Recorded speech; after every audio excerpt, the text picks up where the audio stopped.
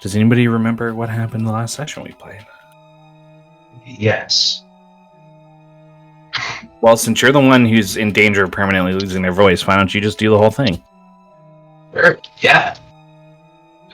We did a jailbreak on Jensen and shit. Well, let me go back to my notes. I can never remember names. Jensen and hold on, I know Charlotte. That's it. Just give it away. There it is. I need to hold that so I can remember it. Yeah, Jensen and Charlotte got captured, so we did a jailbreak. Me and Dare and no, we didn't have the other NPC. The other NPC was in the jail. Me and Dare did a jailbreak by taking out some guards and entering through a side door. While we were doing that, Charlotte got questioned by the one remaining council member, and she didn't really give him much. And Jensen talked to one of the other council members who was presumed dead, but was just in the next jail cell over. And then Jensen got brought up to be questioned, and they were threatening, cutting. They were going to kill Jensen if they didn't get what they wanted, but Charlotte was going to be kept alive, right? Within an hour. Yeah. Within an hour if you guys didn't tell them where we were. We didn't know I was going to take it or try to escape, which I did. Do that. While Jensen was being questioned, we got into the basement, got the doors open to the cells. The one council guy made his way outside to go explain to the villagers what was going on. And then I think I went around to the front door and broke it open, and there were a bunch of guys in the room. And I kind of just stood in front of the doorway so they couldn't get to Dare or Charlotte. And none of them could deal damage to me, so I just slowly beat the shit out of all of them. That is kind of what happened. They realized pretty quickly into the fight that they were not going to win. Yeah. I think they realized it was over when the guy shot me, and it did absolutely nothing. Yeah, that was pretty much when their fear started to creep up. And then Jensen was breaking out of his chains in the questioning room while all of that was going on. And one of the guards broke a window to go out, and Charlotte and Dare went over to that side and put a wheelbarrow under the window so that when they jumped out, they'd get tripped up on it, which worked on the first guy out. And then Dare went up holding a pistol to, I don't know, threaten the guy, but he wasn't threatening enough because, the guy still came at him, and Dare couldn't bring himself to shoot him.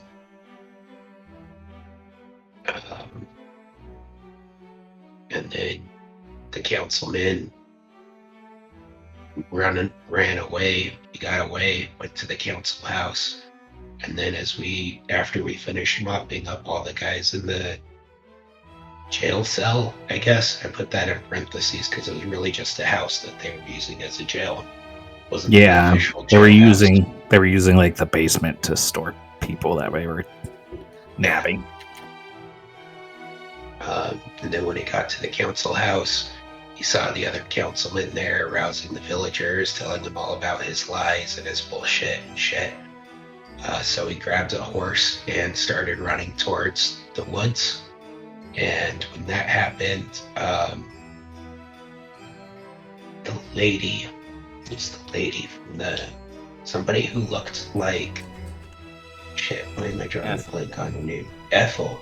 Somebody who looked like Ethel was at the woods entrance and then turned into a hag and killed him. And I think that's where the session ended. That is not how he died. That wasn't how he died. She didn't turn into a hag and kill him. Somebody else showed up. Something else. The fog rose out of the woods, and the headless knight in black armor came out and grappled him with the hooked chain and dragged him into the woods in front of everybody. Oh yeah. And he disappeared, kicking and screaming into the Whispering Woods. I like the hag idea, though. I might take that. I could have sworn she turned into a hag. I'm giving him ideas. God damn it. I'm so bad about this. I'll put that under break James's weapon. Stop it.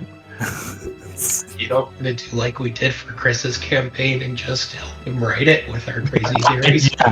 Yeah. That's it. This happened very early in the morning, by the way. Yes. We're going to pick... What? Did miss one thing with Eagleton. Go for it, Chris.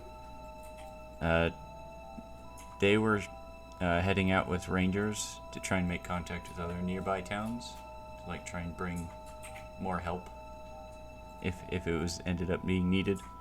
And she also gave me a necklace with a medallion hanging from it and said it should go to Jensen for some reason.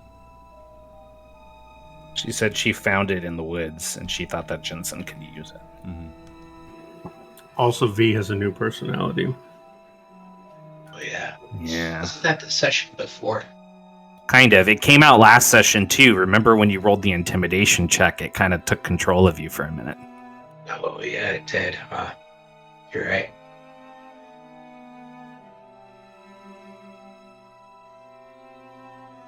Still hasn't introduced himself, though. He's kind of a dick. Yeah. He knew something was weird was going on before you guys, because I started fucking with his Google Doc for his character. He added a new personality for me. He has like a personality map on his Google Doc, and one day I went in there while he wasn't in it, and I just started putting like other shit in it that he hadn't put in there, and then I just kind of like left it there for him to find. So he's known that something weird was going on. I stole that idea from Stella, actually. Stella used to do that to fuck with people on their character sheets. Great idea. We begin a few hours after this. It's late morning now, 11 o'clock. And all of you have returned after the incident to the inn. You were let go by Constable Herc at some argument from some of his men under the express permission of Councilman Monroe, who is currently the only living council member.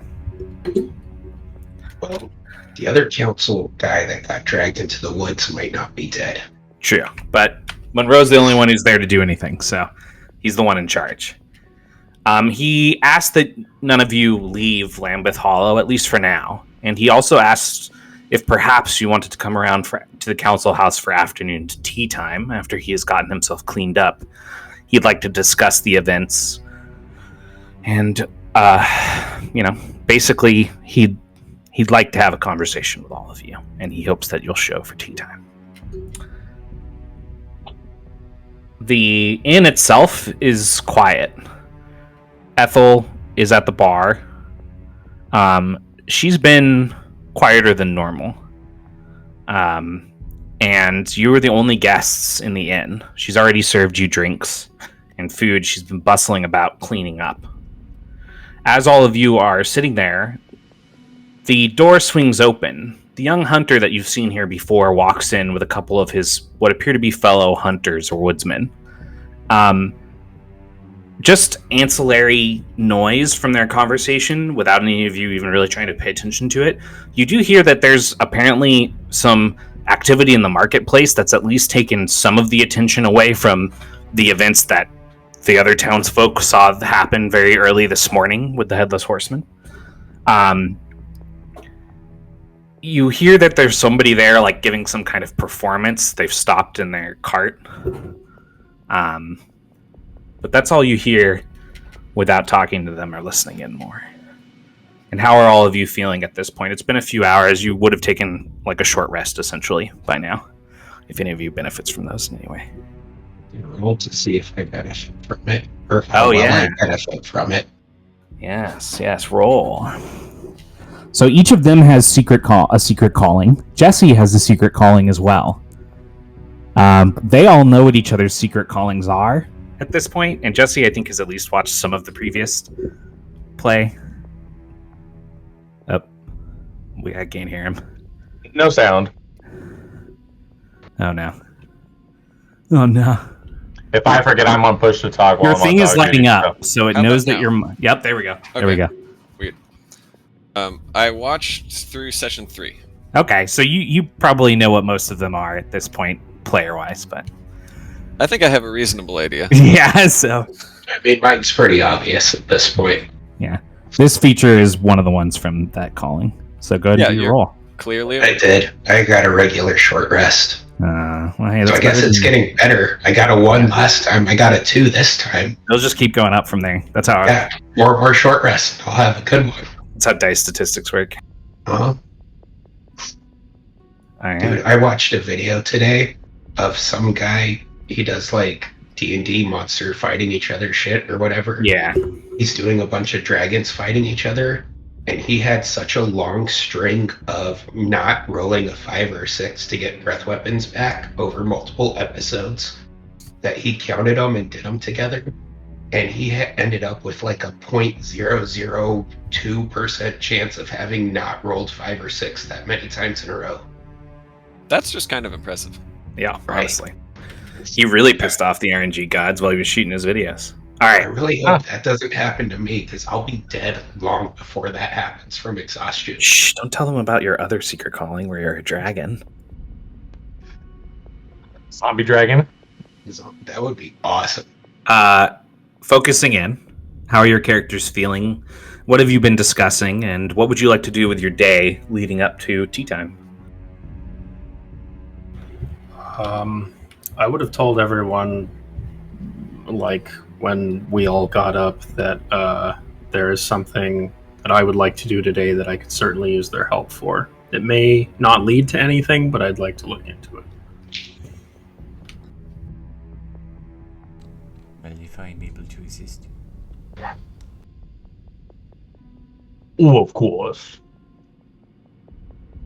I'll help if he's helping. Well, it's very possible it might not lead anywhere, but... It's going to lead to something. This town, it seems like every thread comes from the most interesting of blankets. Jensen, do you remember that fellow back from the jail cell with the burlap sack? Ooh, yes, very much so. Yes, we spoke briefly about going someplace that I recommended he not. Recommended he not? Well, I wouldn't recommend him going very many places outside of his house. Yes, well, speaking of which, I'd like to enlist all of your help in locating this man. Well, actually, locating it will be the easy part. Apprehending him and perhaps getting to him might be the hard part. You see, he knows something, and I need to know it, and I will do whatever it takes to find out what it is.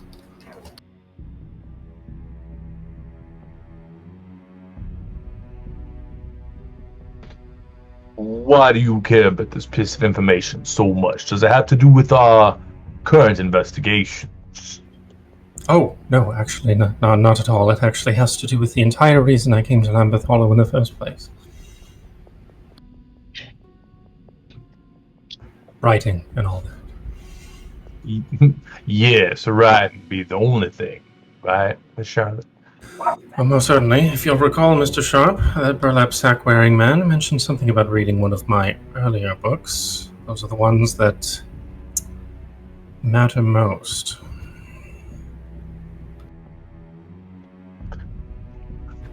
I'm hoping that he has not gone too far. I suppose there's only one way to find out. I'm going to take out a map of the town that I presumably have, or even just sketch it real quick. I'm going to focus real quick. I'm going to close my eyes and focus, and I would like to sense where he is. So I have a calling that allows me to innately know where my sigils are, as long as they're on the same plane of existence as me. Yeah. So if he's still holding the one that I gave him, I would like to know where it is. Okay. You would know that I found that one. No. The second one that she dropped. The first one was the note that she gave him. Yeah, I gave him one asking him to bring it to the councilman because I thought it was evidence that he would want. Oh, right. Okay. Yep. Hint, hint, that's not why I gave it to him. No. Ricky. So my sigils are sensible to me anywhere as long as they're on the same plane of existence that I am. If they move outside my senses, it's immediately apparent to me as I begin to be weighed down by a feeling of emptiness and loss, which presumably I've been feeling for a while. Yeah. So you can tell that the sigil has left Lambeth Hollow proper. He's in the Whispering Woods. Which direction? North of the Hollow. So he is in the direction that the Headless Knight dragged away the councilman earlier this morning. So she'll close her eyes and just kind of focus for a second, and you'll see her like lightly press her finger to the map, and it just kind of, almost as if she's not controlling it, her finger will just kind of gently trace upwards towards the Whispering Woods. And then she'll open her eyes and see where she's pointing, and she'll say, well, that's awfully convenient. You're on push to talk still. He's on push to talk. Am I within sight of what you're doing? Presumably. I said, am I in sight of what you're doing? You're all sitting at the table together. Yeah, we're like at the table. Okay, I would say, I was wondering what you were doing with those other two pieces of paper. Yes, the second one was just a backup plan, I suppose. The first one had the real value. One man's trash is another woman's treasure. So I'll have to find whoever left that notebook in that jail cell.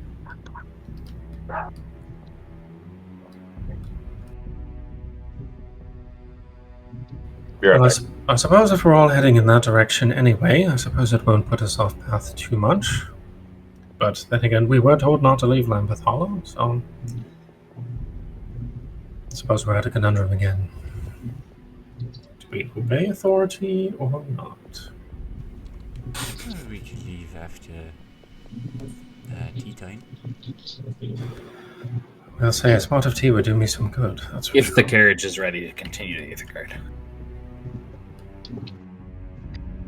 Or you guys could try to find your own transportation, I guess. Have we picked up on any other possible transportation out of the town? I mean, there is a stable here, so there might be horses for sale. Riding here on a horse, it's still a few days' journey to get to Aethergarde, so you're going to want to make sure you have stuff to sleep in, because like the carriage guy has a tent for himself, and when there's a stop, the riders usually just sleep in the carriage. So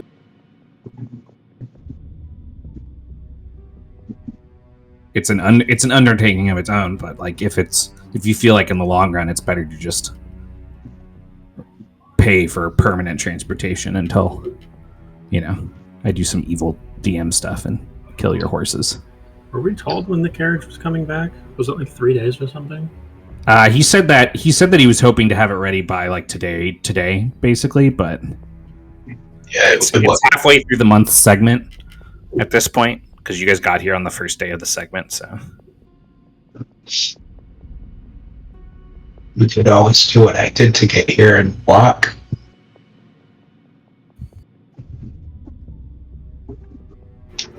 I'd rather not. Yes, that does not sound enjoyable.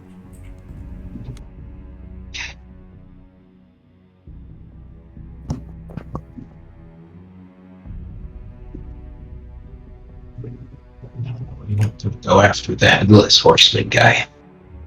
He looked fun. I disagree, but interesting nonetheless. Yeah, it's far in day right now. So you're like this is like the 6th day of the 10-day segment. Is it crazy that I want to go chase down that night? That's my first instinct. It's just everything here is so interesting. It leads to something else.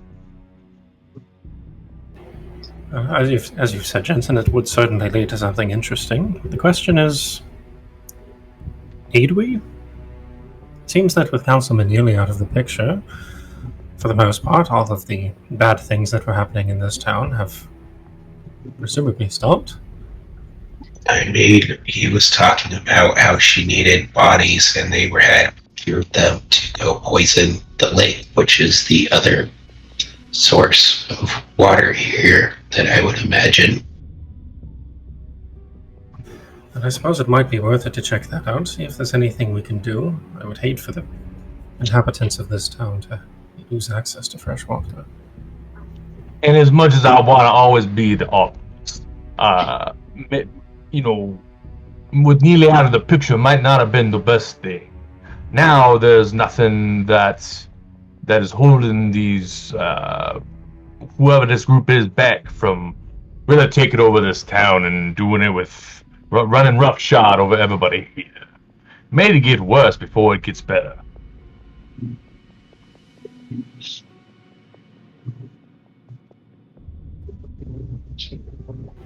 Only one way to find out, I suppose. Have we checked out the well yet? You guys never went to the well. I wonder if there's a body in the well, too. That's in the woods, isn't it? No, the well is in the town. Oh. Yeah, the old well is in the woods. We think. We aren't entirely 100% sure. I don't think where the old well is. You know with Old Lambeth. Yeah, you know if Old Lambeth is real, it's somewhere in the woods. There's a couple different wells in the town. One of them they had to stop using. They were calling that the Old Well, I think, which is a little confusing. I apologize. We need the old well. The original old well.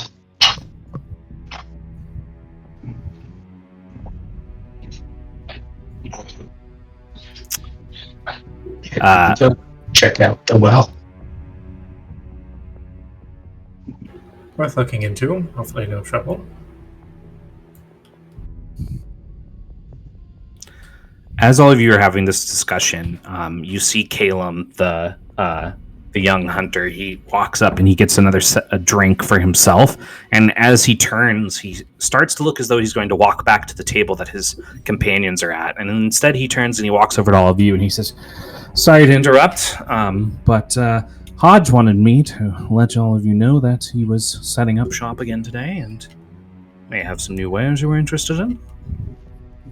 Something strange. I think he called it embalming paste." Oh. I've half a mind to wonder where he gets these things, but something tells me that. Honestly, you should just go down there anyways. They're doing buy one, get one on the eel on a stick card, which is not bad at all. And there's strange, silly, I don't know what word to describe him. There's a magic man down there doing tricks for the crowd. A way to kill time, at least. I do owe a certain someone an eel on a stick. Anyways, I said I would pass the word along. Have a good day, and, stay away from any headless horsemen you might see, am I right? And then he turns and he walks back towards the other table. I'm just gonna glare at V as he says that. Whisper to Jensen. You don't want to avoid the headless horseman either, right? Well, I'm not sure if it's so much of a matter of wanting to stay away as much, or wanting to chase it down as much as we're going to probably encounter it again anyways. These things kind of have a way of keep coming back until they're actually resolved. But I can't deny I'm interested. I'll like lower my voice as I say the last part. I've only ever taken down horsemen that had heads. Me too. I'm disappointed he won't have a brain to eat, though. Perhaps he's, you perhaps he might simply not keeps his head wanna- elsewhere. Yeah, that might not be a brain that you want to eat out of, though. I mean, all brains are good brains, right? I'm not sure we're the best people to ask. I think if I was under your condition, I'd probably want to take that by case study. I won't lie. Noted. But I ain't ever died yet, not officially at least. So maybe I'm wrong. I haven't either. Though I guess everything that's a part of me has technically died before. Oh, that's true. What a fascinating thing. Normally, I'd have probably taken your head off already, but you, just like this town, are interesting as well. I think a fight between us probably wouldn't go very well for either of us. It would be a tussle. Let's hope it never has to get to that place. Yes, I would prefer that does not happen. It's technically a small blemish on my record as a hunter, but that's okay. Friends are exceptions.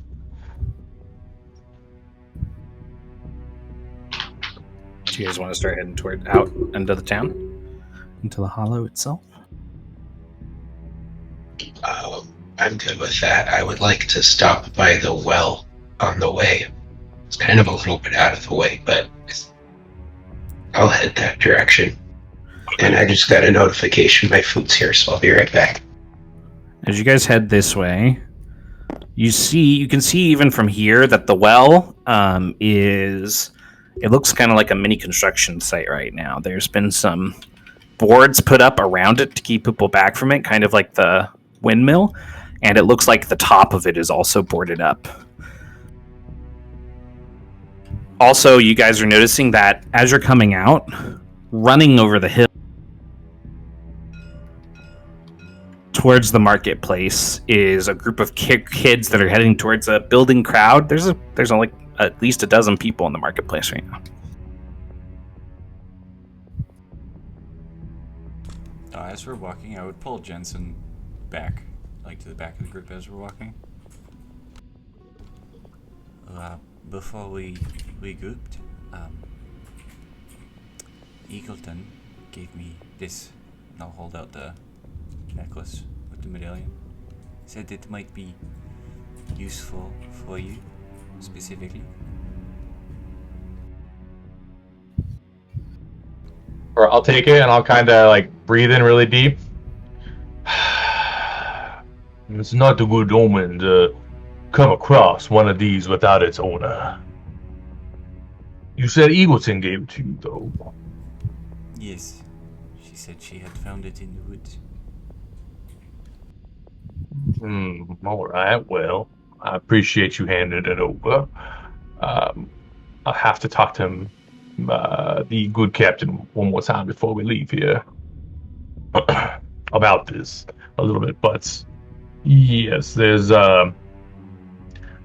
safe to say I recognize it.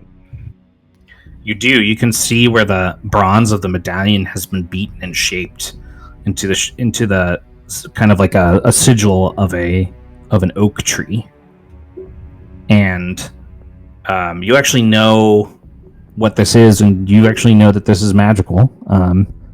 This isn't the same lodge that you're a part of, but this is a lodge that has housed you before when you needed it in travels, and you would know that the people in their lodge generally do not misplace these. I would not say, or it is not from what I would call home, but I have been to here. That is just here as a signal you could see on the tree and the leaves. This is the sigil of the old Oak Lodge, which are my brothers as far as being a hunter. But like I said, it's ill omens to find this by itself. So this And I'll would kind of like look a little down. This would have come from another hunter such as yourself. Oh yes, this is the medallion that we carry. I have mine on me.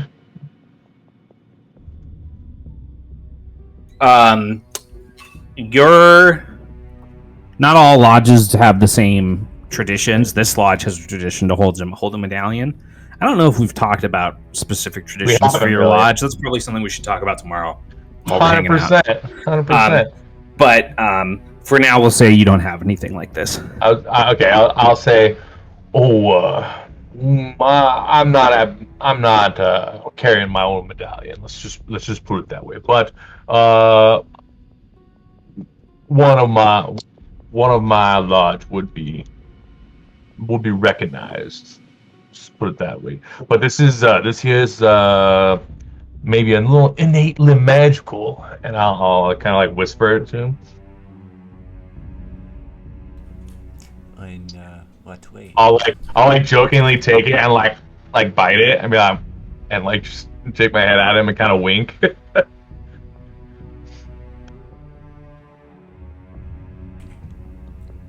In what way is it magical? Well, it's trying to say in character. Let's just say that it offers reactive protection. If I find myself in a fight that I'm not exactly winning, this would help me, kind of stay in that fight, give me a little extra oomph, not make me feel the pain, At least till later, because later I'd be real sore. But Well, I would hate to see the opponent that you would require the use of this. yes, that's right. You would not. But this means a lot. All joking and posturing aside. Well, let's And I'll get take it. I'll kind of like study it as we're walking. So upon seeing the old well, do you guys still want to try to stop there? Or do you want to move on to the marketplace for now? I would still like to stop there. Okay. Do you guys all go over there together? Yeah, I'll go.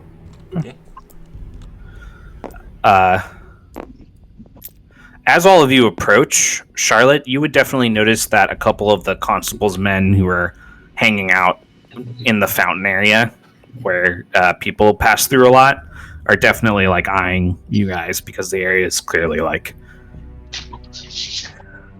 it's got like boundaries around it and stuff, like they don't want people going over there. You would need to like hop them or climb under them to get to the well itself. But you could stop at them at like the barricade line and you could like study the well from that distance if you wanted. I mean, I'll do that. I just kind of want to get an idea of like how new does this boarding up look? Sure. Make a study roll for me. Is there anything else around the well? It is a simple roll. I think I ought to pass that. I think you do too, actually. Yeah, I ought to pass the barricades and the top that's been fitted over it, the wood top, are all new.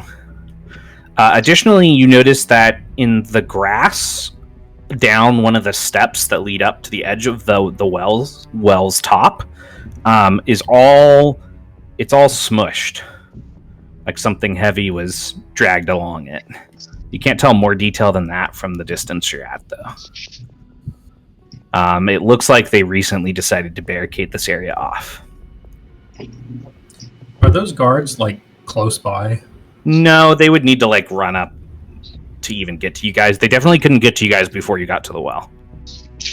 But it's clear that they're watching you. Okay. I'm going to start walking over towards them. I'm not going to go past the barricade, but I'm going to get their attention. All right. They're like down closer to the fountain. Before you walk off, I want to ask you a question. I'll lean in. You think you can purify water if there's something in it? You got magic-y stuff, right? Oh, me specifically. Well, that's a tough question. I suppose it's possible. It's not something I've had to do in a very long time. It'd be a bit rusty, but I'm not sure I have the proper tools for it.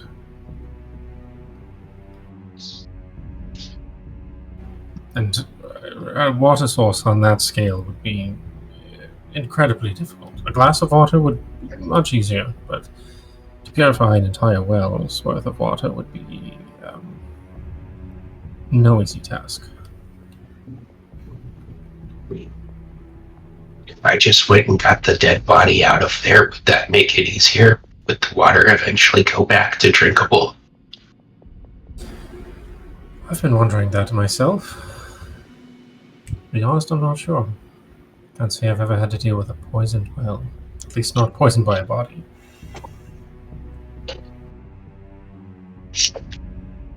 I'll rope in Dare at this point and ask him the same question about it. Well, I know we could boil the water, collect the steam, and turn it back into fresh water.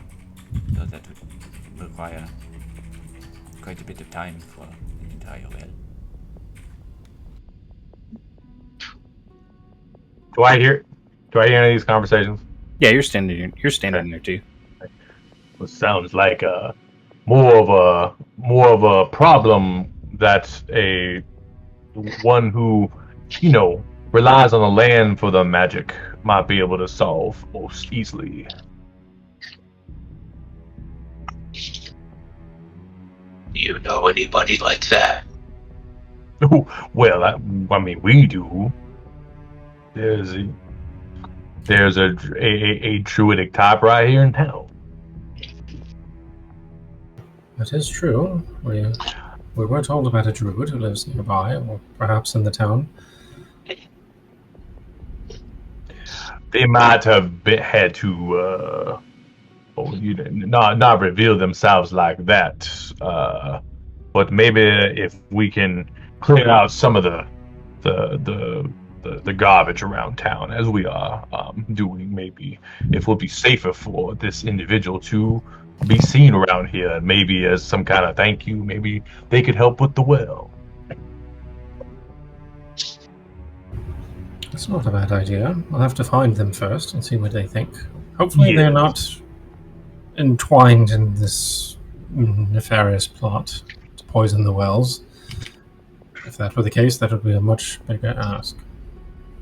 Before I saw that horseman just come out of nowhere last night, I would have said that it wasn't likely.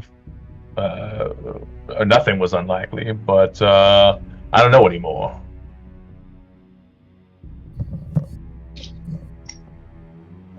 Levith Hollow certainly has become an interesting place. I wonder if it always was. I think we still need to go into the forest to find that out.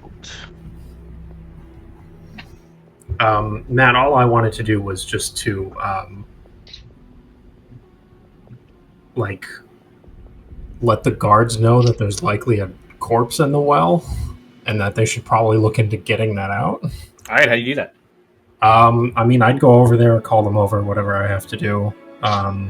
They each peek up, and then they kind of slowly walk over to you. Yes, Mom.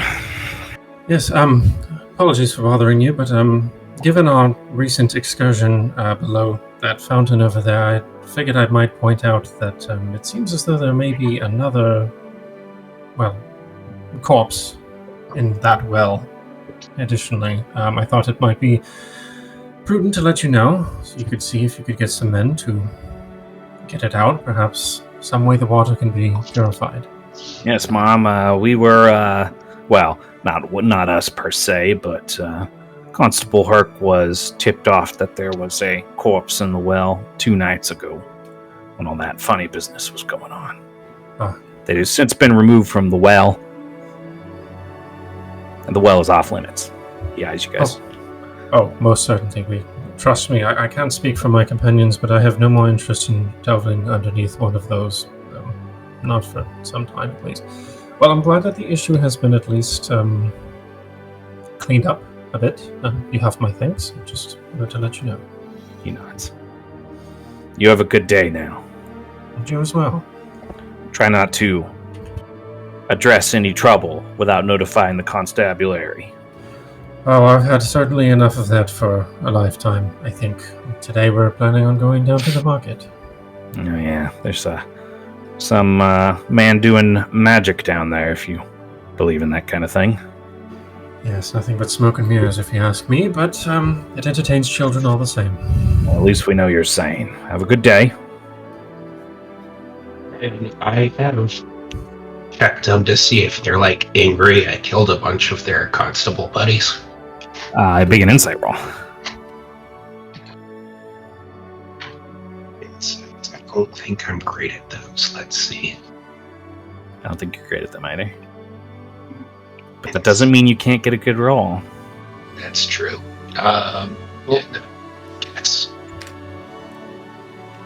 It's better than I thought. I at least get a D8 to go with my D4. Can I get that physique? 2. 2? 2. They seem nervous to you. You're not sure why. Got it. Obviously has nothing to do with me. I mean, yeah. Jensen has also proven that he's pretty adept at carving up people, so. That's true. Yeah, that's all I wanted to do. I'm good going on if everybody else is. As all of you head across the fountain, you see some kids throwing demarks while parents watch them, less than happy about it. Is the fountain working better now that we got the corpses out of there? It does appear to be working better. It still seems like it's got issues. Cool. As you cut around the building side, you see the visitor center has been totally closed up, as has the town hall from the incidents previous to this. And look into the marketplace, you see Hodge's cart set up, and a crowd building just past it.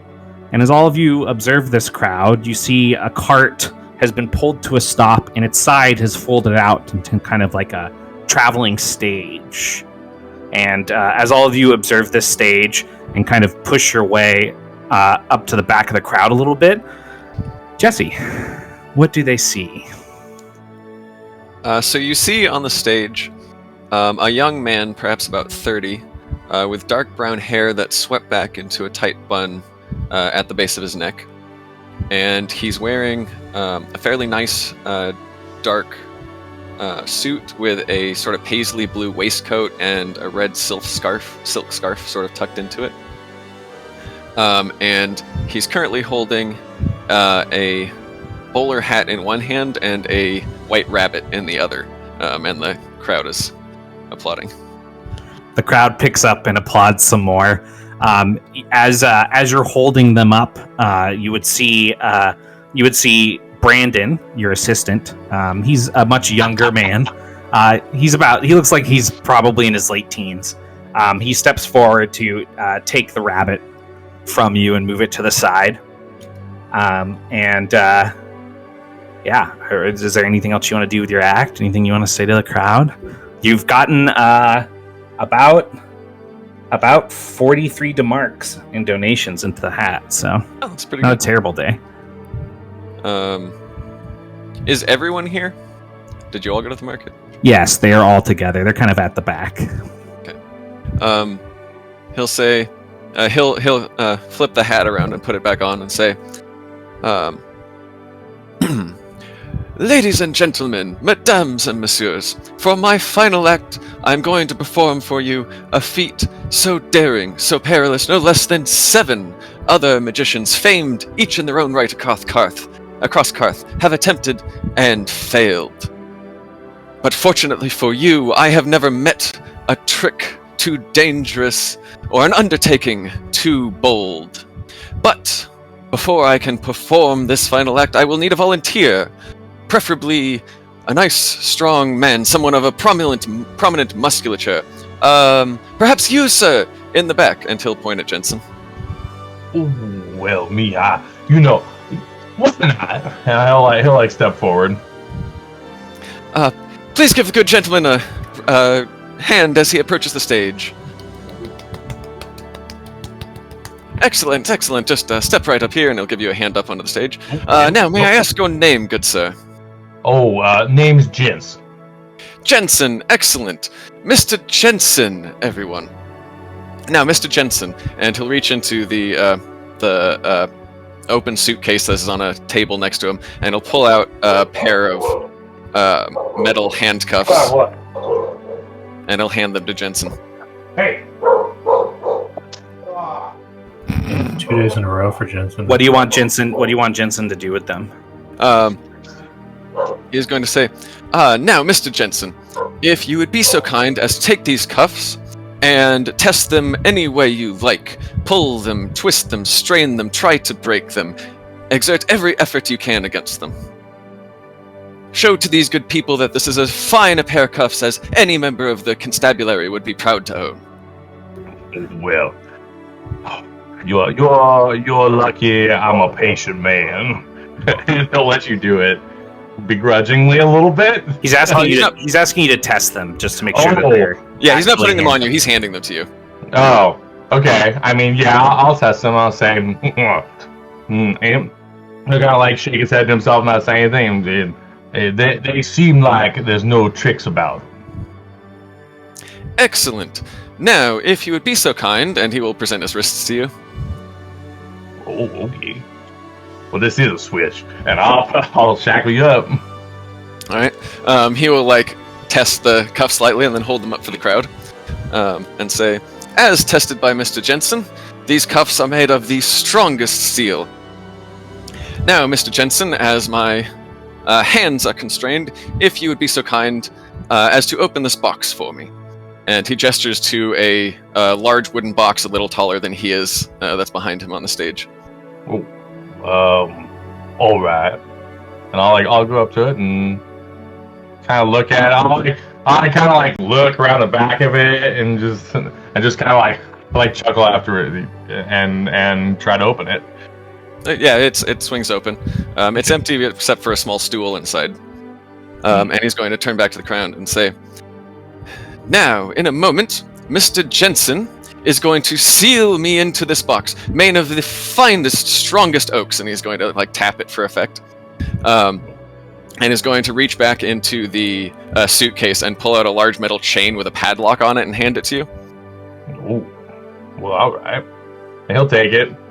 And he's going to say, "Now, once he locks me in, I would like you all to count down from 10 together. And if I am successful, by the count of 0, you will see me again. Is your role clear in this act, Mr. Jensen?" Oh, I do think it is. Excellent. And he will step into the box and sit down on the stool. Oh, just one moment. If you would, and he will lean forward towards you and tap his breast pocket. It's like a key. So I'll reach for it. I'll reach for your pocket. Yeah, you find a key inside, and he winks at you and says, "Just in case you understand." Well, all right. And he smiles. He's enjoying it. You can tell that Jensen's enjoying this. And so he will sit back and look expectantly at you. Okay. Hope you're as good as you say you are. I'll close it and lock his ass up. All right. Does the crowd start counting? Yeah, they'll start to. Okay, I'll be It'll be kind of like a building of wooden murmurs, and then the crowd will start counting down. Okay. At the count of when they get to the count of 3, Charlotte, you'll feel someone tap on your shoulder, and you'll see the magician standing there, and he'll say, "If you wouldn't mind, I have a crowd to impress." And then he'll slip past you into the middle of the crowd, And when they get to 0, he'll hold up a cane, and like little sparks will shoot out, like little fireworks will shoot out of it, and he will say, "Voila! The great Maximilian Copernicus de Lavore has done it again!" And then he will stride confidently back up to the stage. The crowd the kids start to cheer, and the adults are clapping. They kind of part with a little bit of awe as you move towards the stage. Once he gets back up onto the stage, he will say, "Now, Mr. Jensen, I believe I gave you a key earlier. If you would be so kind as to reopen this box." All right. Yeah, and I will. I'll start to unlock it. As you do so, I'll, like, look at you, like, with, like, a smirk, and I'll, like, open it. As you do so, he turns sort of sideways to the crowd and said, "Just to be sure I'm not still in there, you understand?" Crowd chuckles. When you open the box, you reveal the rabbit sitting on the stool with a little tiny bowler hat of his own, and he hops down and hops off the stage after the crate opens. The crowd claps some more. Go ahead and make a performance roll for me. Certainly. I was hoping this would be my first roll of the campaign. Okay, so red is attribute, is that correct? That is, I believe, how we've been doing it. I have 2s in both, so it doesn't actually matter. D8. D8. And a D8. You may just want to take everything out of the dice tray. Sounds reasonable. 5. Good job. 5, okay. Okay, yeah. So the crowd, no matter the roll, they were going to enjoy it, and enjoy it quite a bit.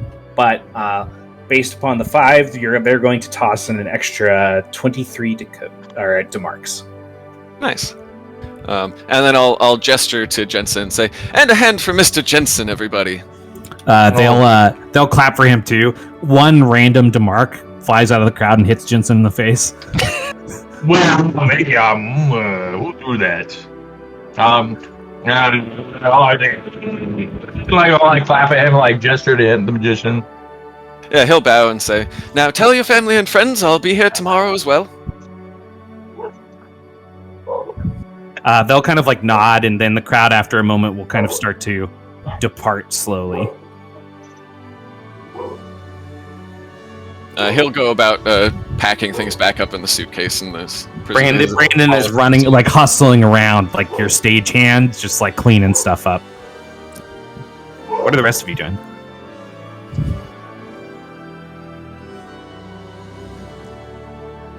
Charlotte, make a study roll for me.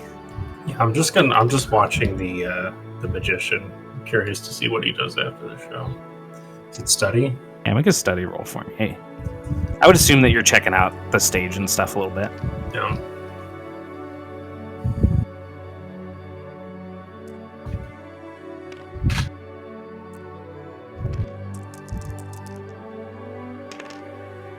Uh, 11. 11. Okay. Yeah. There's really no way for you, based upon what you've seen, to explain how that trick was done. It was a really good magic trick. No. Especially the end part where he was at the back of the crowd coming out, Mm-hmm. because it's like a dirt and cobblestone flooring. Mm-hmm. You do not understand how there was any kind of trapdoors or anything like that. Mm-hmm. So he must be really good at being stealthy. Mm-hmm. Yeah, she's just like running all the possible scenarios through her head, and she's just like, no, mm-mm. But yeah, she'll just watch him. What is everybody else doing?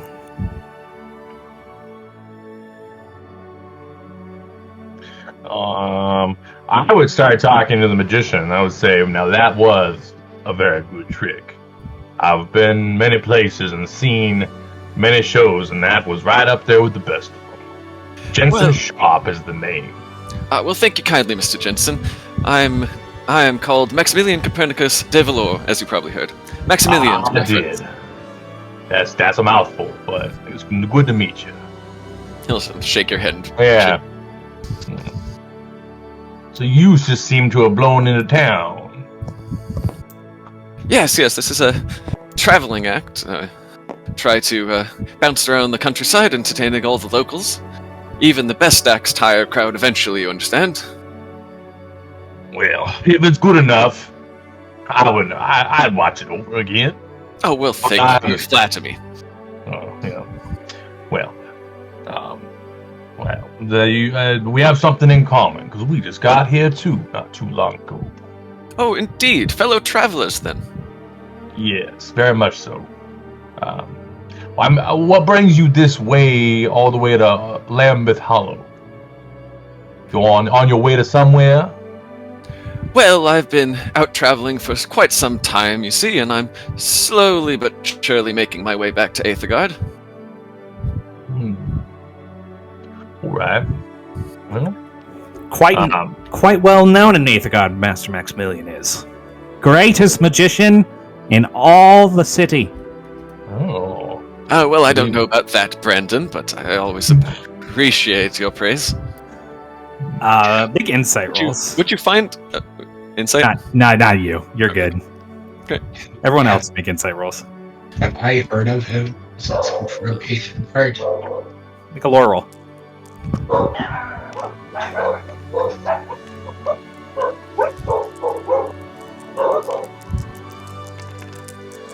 Insight is 3. Okay. 5, eh? I'll be right back. I got an 8. I got a 15, and this check is easy for me. Yeah. Or is 5. We moved it down a step. It was a simple roll, It's so easier for me, I should say. Yeah. I haven't changed the wording and everything yet. So fair enough. So to the rest of you, Brandon seems like a very devoted stagehand. You're noticing some tendencies that are like more from like an obsessed person, Charlotte. This guy is definitely Max's like number one fan. Sure. Not to give you a hint at any feature choices or anything like that. Sure, I got you. He kind of nods, and then he starts to go back to cleaning up. Maximilian will say, "Would you be so kind as to track down Charlemagne for me? He seems to have hopped off again." Brandon will pause, and he'll look around, and he'll say, Charlemagne! And he'll start running around looking for the rabbit. Brandon, the carrots, I told you to... Never mind. He'll find him. Yes, you best look out, Maximilian. There are quite a few animals around this town that your little friend there might get lost in, or perhaps even mistaken for. Oh, fear not. Even the fiercest beast won't scare dear Charlemagne. He has the heart of a lion. Yes, and his hat makes him look rather dapper as well. Unfortunately, he's not the only animal in this town wearing one. Indeed. Perhaps you shall have to introduce me to the other, and Charlemagne can have them over for tea. Oh, yes, that'd be lovely. Yes, well, that was a quite wonderful act. Thank you. Certainly nice to have a bit of a spot of entertainment after all of the things this town has offered since we've arrived. Where exactly did you say you were from? Well, it's hard to say where I'm from precisely at this point with all the places I've been, but I suppose Aethergarde is the closest thing I have to a home. Is that where you learned your tricks of the trade, as it were? That's where I was an up-and-comer once upon a time, you might say. Yes, of course. Well, I'm not exactly the right one to do this, but welcome to Lambeth Hollow, all the same. Glad to see another traveler amongst all the townsfolk here. Yes, Mr. Jensen was saying. But I don't believe we've been properly introduced. Yes, I'm Charlotte Price. It's good to meet you. Make a lore roll. Me? Yeah. Okay. D10, D6. Not bad.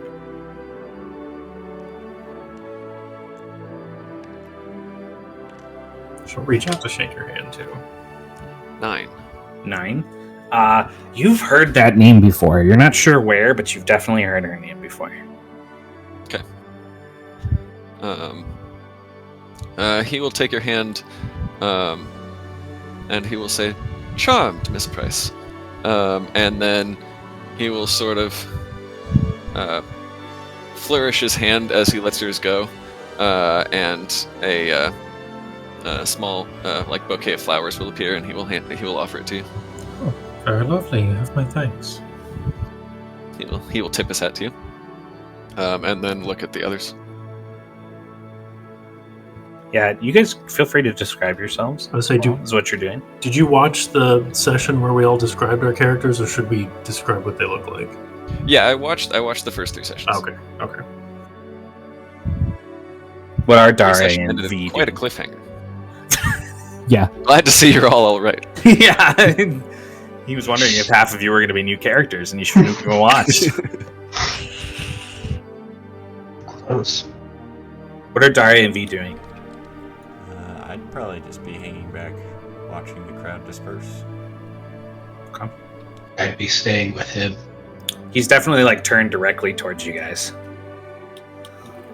So he is trying to talk to you. In addition to Jensen, these are my other companions. Dare V, won't you come say hello, please? It Oh. was quite the show you put on. Why, thank you, good sir. Just Still walk racking up. my brain Hello. on how you managed to appear behind the guard. Ah, well, if it were easy to figure out, I would not be a very good magician now, would I? That's quite true. And us knowing how he did it would certainly ruin the trick, wouldn't it? Precisely, and a good magician never reveals his secrets. They exist only up here. Maximilian, you recognize Dare's accent. It's from a southern nation on the mainland of Karth, much like where you were born. Not the same place, but it's like a neighboring nation. Good to know. We also have not named it, so don't worry about names. We need to get on that. I need to get on that. But yeah. V, do you introduce yourself? I just walk up and go, hello, since that's what Charlotte told me to do. He'll say, "Hello, a pleasure to meet you, Mr." And he'll stick out his hand. I'm V. I'll just kind of grab his hand. Okay. He'll give you a quick shake and say, "Ah, a man of mystery like myself, I see," and he'll wink. And then take back his hand. You don't know the half of it. So, Mr. Maximilian, you'll be here again, I've heard, but will you be leaving after that? He'll say, yes, I expect I'll be moving on in a day or two. Don't want to overstay my welcome, so to speak. Yes, perhaps that would be best. We've got to get back to Aethergarde eventually. We're going to score a big show on a major stage. I can feel it. Yes, the people are always excited to hear about my return. Delavor's name spreads far and wide. Indeed it does, and he'll clap Brandon on the back. He touched me. Does he seem to have found Charlemagne? No. Okay. Do you know where the carrots are? I came back because I thought the carrots might help. I know you always tell me that, but I forget. We've moved them to the other side of the cart because you packed them next to the rabbit cage last time, and you might remember what happened. Yes. Charlemagne still needs to lose some weight from that trip. All right. Indeed He runs he does. around the side to look for him. Perhaps just half a carrot for this show. He comes back out with a carrot that he's broken into 2 halves. Charlemagne! He runs back out again to look around. Maximilian just shakes his head and turns back to all of you. As you turn back, you would see coming in behind them one of the constables. You haven't met him, but as the rest of you kind of feel that incoming presence and turn, all of you would see Herc there. I would say quietly to Jensen, come back looking for his cuffs, perhaps. If you stole them from them, you and I are already friends. It's good to see that all of you chose to stick around. Oh, is it now? I was sent to just check and make sure all of you were indeed coming around for tea time. Yes, and Wouldn't you think showed of up missing maybe, it. Not 10 minutes ago. This one put on quite the show. Yes, actually, that's the other reason why I'm here. I was happy to find all of you in the same place at once. Councilman Monroe was looking for people with specific skill sets, and the stories of your magic have spread around quite quickly. We were hoping perhaps you would come along for tea to meet the councilman as well. He may have a job for you. You flatter me, Constable. It would be my honor to speak with the council. I wouldn't take it as a flattery. It involves going into a wolves full of rabid, a woods full of rabid creatures. So, Into the woods. Pardon me if I'm mistaken, but I hear the woods have grown quite dangerous of late. You don't know the half of it. yes, it does appear that something has riled up the creatures around us. But do not worry, Eagleton and her rangers are out and about. Well, I don't know what I can do other than entertain the wolves, however briefly, but I am happy to come along and at least hear the councilman out if he would like. Good. Well, you have some time, but we'll be ready when you make your way northwards. And we'll see you at the council house. Hodge kind of turns and looks at him and he says, "No more selling children things that explode, yes?" I didn't think I was going to have to ask this again. Hodge looks at him and then nods slowly. "Thank you." Herc turns and walks away. Once he's out of earshot, I'm going to lean into Maximilian and I'm going to say, the constable's a good man, but you'd be wise not to trust everyone you meet in this town. I've had some interesting dealings with those in charge, and, well, those in charge have changed considerably over the last 24 hours. I appreciate the advice, Miss Price. Although I think that the good constable's mother told him he was a special boy one too many times that he believes. You know what I'm talking about. I believe that applies to a great many of the constabulary, Mr. Jensen.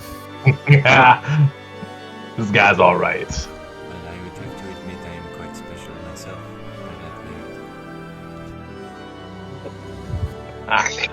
That is certainly not in doubt, Doctor. I think we killed most of the bad constables yesterday.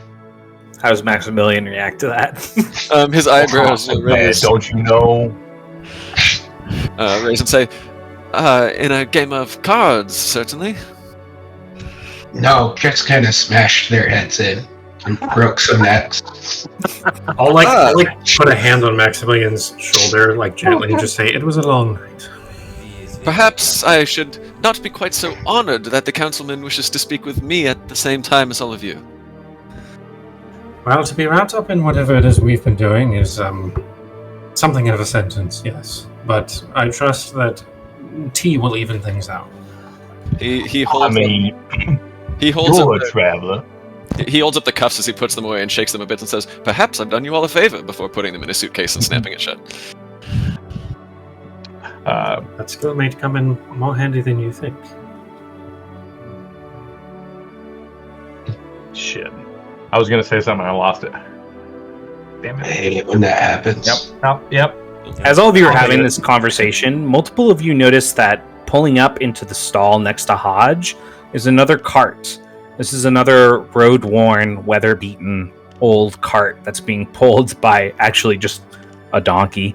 And as it pulls up, an older man with a crooked back hops off, and he pulls out a single stand from the side and covers it with a large velvet blanket. And then he starts to sit out what just looks like, from a distance, it just looks like completely random objects.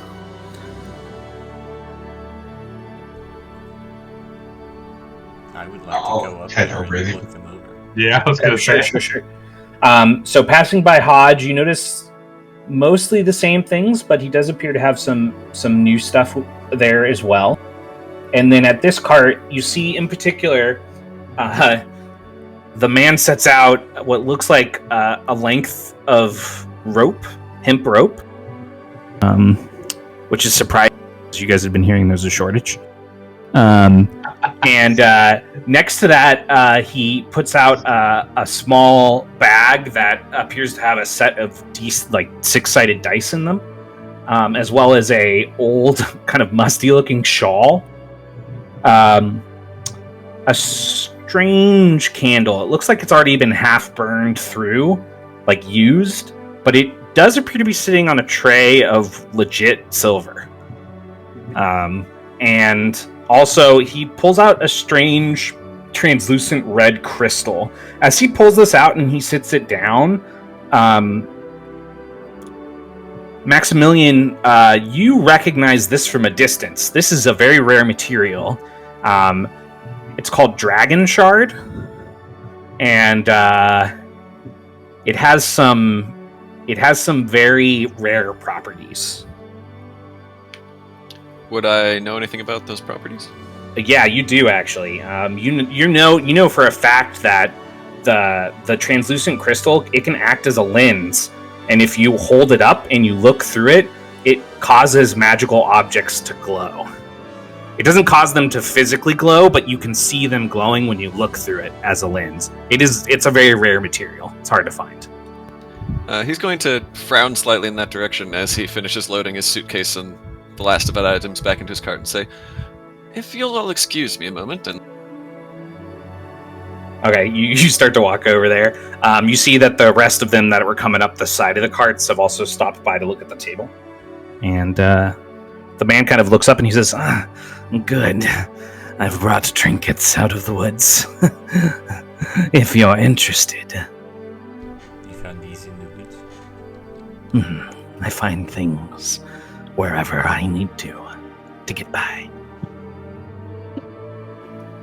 Do you live in the woods? No. Nothing fit to lives in those woods. I look fit to live, don't I? I've heard an awful lot of recent rumors about the woods being an extremely dangerous place. Yes, you must know the paths and know your way around. Yes. This is for certain. He holds out an arm. As he does, his kind of like long, like almost like friar-like robe falls back, and there's just a stump at the end of it. But he's holding out the stump like for a handshake, and he says, "My name's Bostwick. The Odd, some call me." Well, good to meet you, Bostwick. He's still holding the stump up to you. I'll reach out. You shake it. Sure. He puts it back in the cloak. Mm-hmm. I'm gonna see Maximilian eyeing the crystal, and I'll kind of like subtly shift so that he could come stand next to me and look at it if you want, and then I'll gesture towards the candle and I'll say, "Silver tray, but a rather ordinary candle. What's the significance?" It's not really about the candle, you see. The tray is what's important. When you light a candle on this tray, it reveals to you spirits that may be around you. Very important. When you're in the wrong place, at the wrong time, it can save your life. Any candle at all will do? Any candle at all, as long as you light it on the tray. It will become a ghost-wick candle until it is burned out. Don't suppose you'll mind if I try it out for myself first before... You may if you wish, though I do hope there aren't any spirits around. Yes, well, I suppose that's what I'm hoping to find out. I don't know. Spirits here? Do you really think so? He'll look around nervously. This place is full of interesting things, Mr. Devora. There's definitely been a lot of corpses. This would be the place to find spirits. Well, I may be a famed magician, but I'm not sure I believe in all that spirit nonsense. Well, I suppose we'll find out, won't we? I'll dig through my bag for like a match. Okay, sure. You pull out a small matchbox. I'll light it and I'll light the candle. You light it, and you light the candle. When the rest of you see the flame extend, there's a brief moment where it looks like a normal flame, yellow, orange, just burning up at the end of the wick, and then it goes translucent, like a pale, bodiless fire. And when all of you look around, you can tell that it's kind of extending an aura, like a magical gray haze that extends out from the translucent flame. It seems like it's about 60 feet, so like 2 range bands. You don't immediately see anything. Go ahead and make awareness rolls.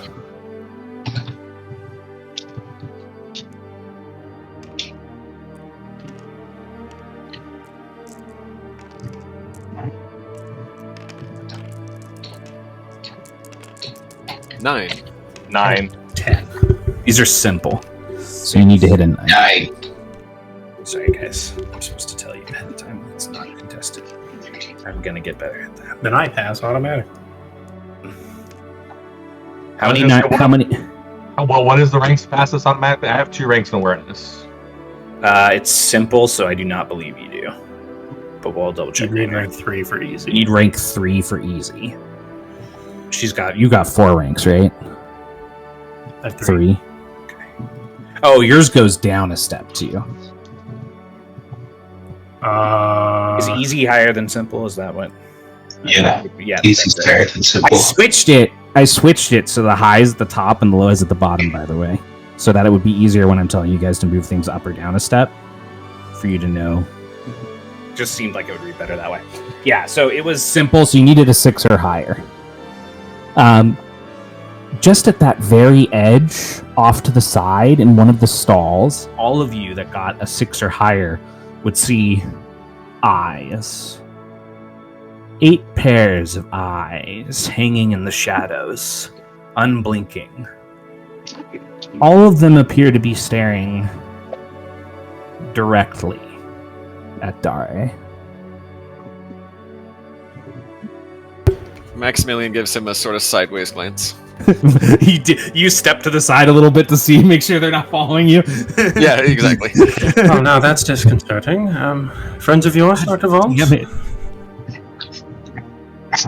every campaign. I can't say I know floating eyes.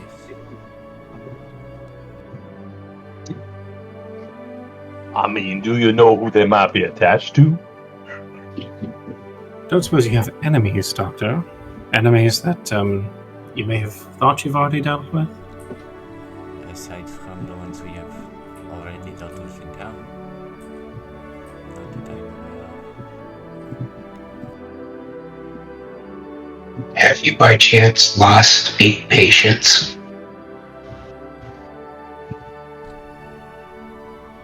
Well, of a career, I'm certain I have lost more than 8. Maybe there's some of your old patients who aren't happy with you that they died. If you'd like me to stop this, Doctor, I'm more than willing.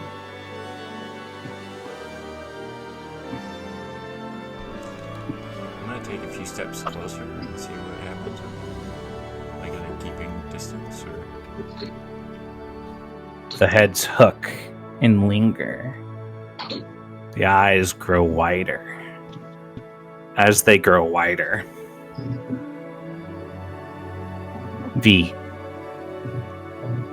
make an intermediate resolve test for me. That means you need to hit a 12. It's just straight resolve. Yep. As I he's can't doing even that- hit 12. Okay. I'm sorry, willpower. Oh, willpower, hold on. That I can't hit 12. I will spend one of my participation points to lower the difficulty. All right, that'll drop it to an easy, which is a 9. 10. 10. All right. You feel this anger boiling up in you. You feel the voices, the others that reside in your mind wanting to scream as he approaches these eyes, but you manage to stifle it.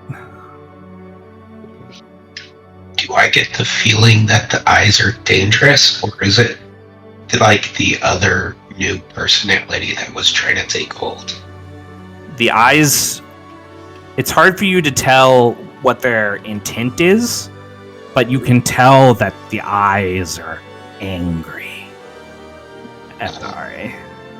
I'm gonna put a hand on Dari's shoulder and kind of just pull him back and then stand between him and the eyes. They don't move, they just keep staring. While he's doing that, can I like casually like kind of put my hands on my hips and like glance down and flip the scimitar out of its sheath just a little bit to see if it's glowing? It is glowing. It is glowing? Okay.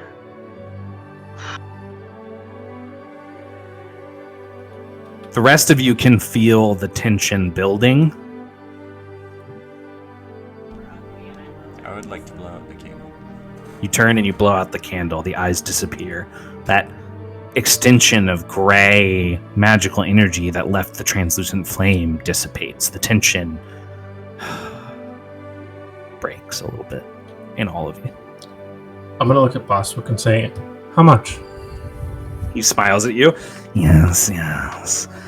For that, I would require either 5 dacoits or the heart of a baby pig. Well, I'm not certain where I'd get one of those any time of day. Do any of you happen to have a heart of a baby pig on you? There's a lot of farms up north. We could probably get one. It would probably be less than 5 damugs.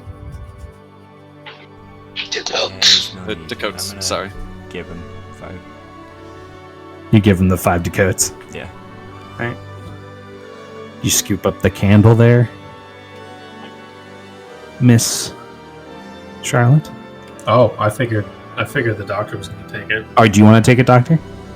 I was just baying. You can pick it up. Oh. Yeah, she'll kind of wait for you and just see you not moving for it, and she'll say, oh, Gesture my hand for you to grab it. thank you, Doctor. Given Put this what to we good just use. saw, it seems like it could be involved. Yes, I think it might answer some questions, once we have those questions at least. I'll kind of like wrap it in a piece of cloth or Sure. something, put it in my bag. Looking over the table, is there anything that kind of calls out to me like my ring does? No. Alright, I'll lose interest then and just kind of keep watching where the eyes were. Okay. Maximilian will gesture towards the like crystal or whatever and say, Dragon "Hey, Shard. He'll nod to you and he'll say, yes, Dragon Shard. When he mentions Dragon Shard, you also know what Dragon Shard is, Charlotte. You just didn't know it by seeing it, like Maximilian did. You understand, like, the power and its properties and stuff. Dragon That's something I've come across. You've seen things like this before. Okay. Am I getting the vibes from my sword from this fucking dealer guy? Like, is it any way for me to tell where I'm Do you getting want to that? check your sword again now that the eyes aren't there? Well, I would assume the eyes are still there. We just can't see them, right? True. I think he would. I guess he'd look again, but I think he'd assume that if it's the eyes, that it wouldn't change. It is still glowing. You're muted. Push your button. Yeah, sorry. Fuck. Is there any way for me, any check I can I mean, make? if the like- eyes have always been there since the beginning of the campaign, it's not glowed around him before. That's true. About that. Okay. He'll I'm look. gonna kind of look at the guy. He'll smile at you. Where did you say you was coming from? Oh, I traveled here through the Whispering Woods. from the northern territories, Finwick and Brostmart. And you found a dragon shard in the woods. Oh, I've been carrying this dragon shard since before the Whispering Woods. A good eye you have, magician. Of course, this is a piece that I would only part with at a much higher cost. You see, while many know of a dragon shard's natural properties, stories of old speak of weapons and armor forged from them as well. This piece is pure. It could become many things if you attain the power and you have a good imagination. This is a Well, I don't know about all this weapons and armor business, but I am always looking for pretty baubles to add to my show, and he'll hold it up and look at different things through it. He'll pass it between him and V at some point while he's doing that. Hammond, who? B? You're looking at V through the dragon shard. Yeah. He's glowing. Okay.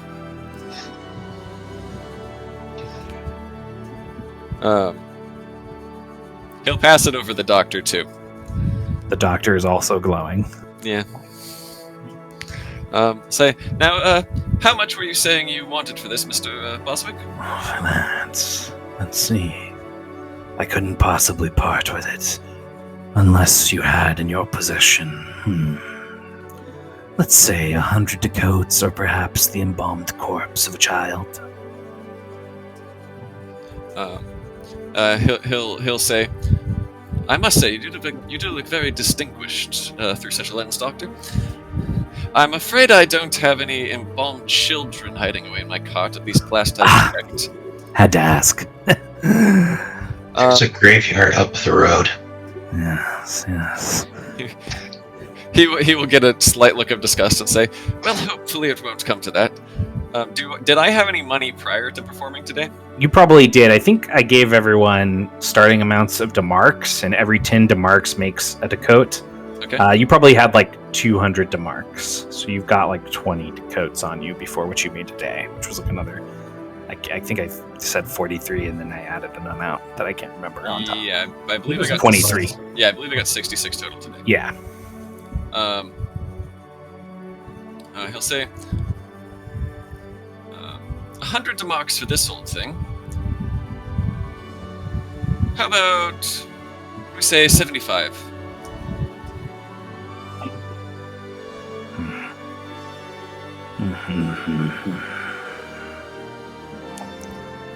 It does need a good polish after all. It's not exactly been kept the cleanest, and he'll rub it on his waistcoat a bit. Make a persuasion roll. She'll kind of go shoulder to shoulder with you, kind of looking at it too, and she'll say, "Yes, last I heard, Dragon Shard was supposed to be spotless in order to work correctly. I'd say this is not exactly the finest specimen." Okay. It's an easy contested roll against his insight. So you roll twice and keep your higher one. Got you, friend. Excellent. First one's a 9.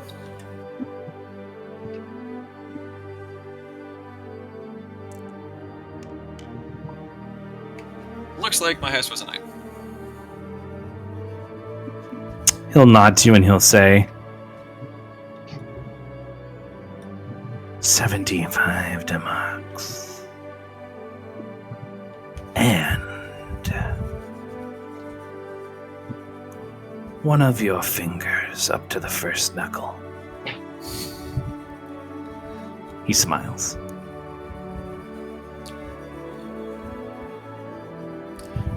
He'll say, "What, these old things?" And he'll make a show of looking them over.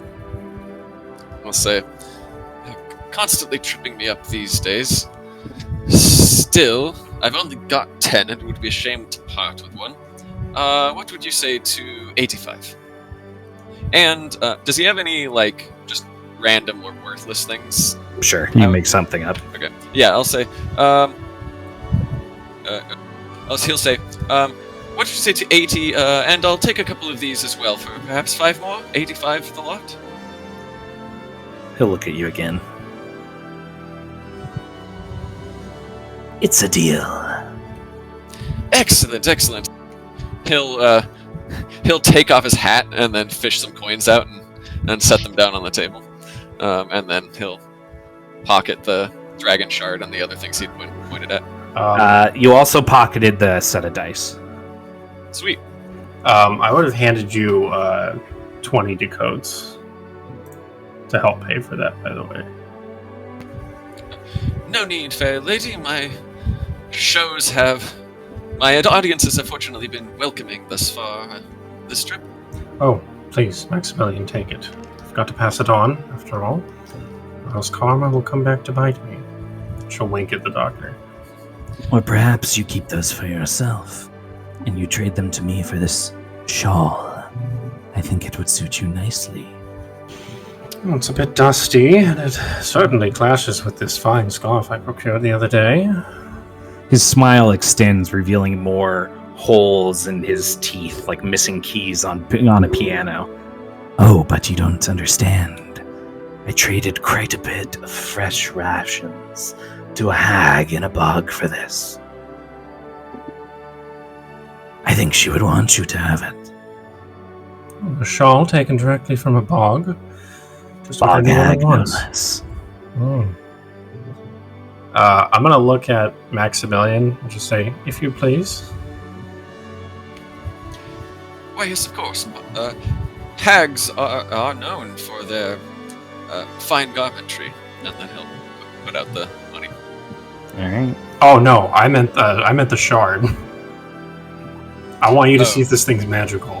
Oh, yeah, if you gesture to that or something, then he'll just say, oh, why, Right, of so course, Miss Price. When you run the shard over the things on the table that are left, which is the shawl and the rope, both of them are magical.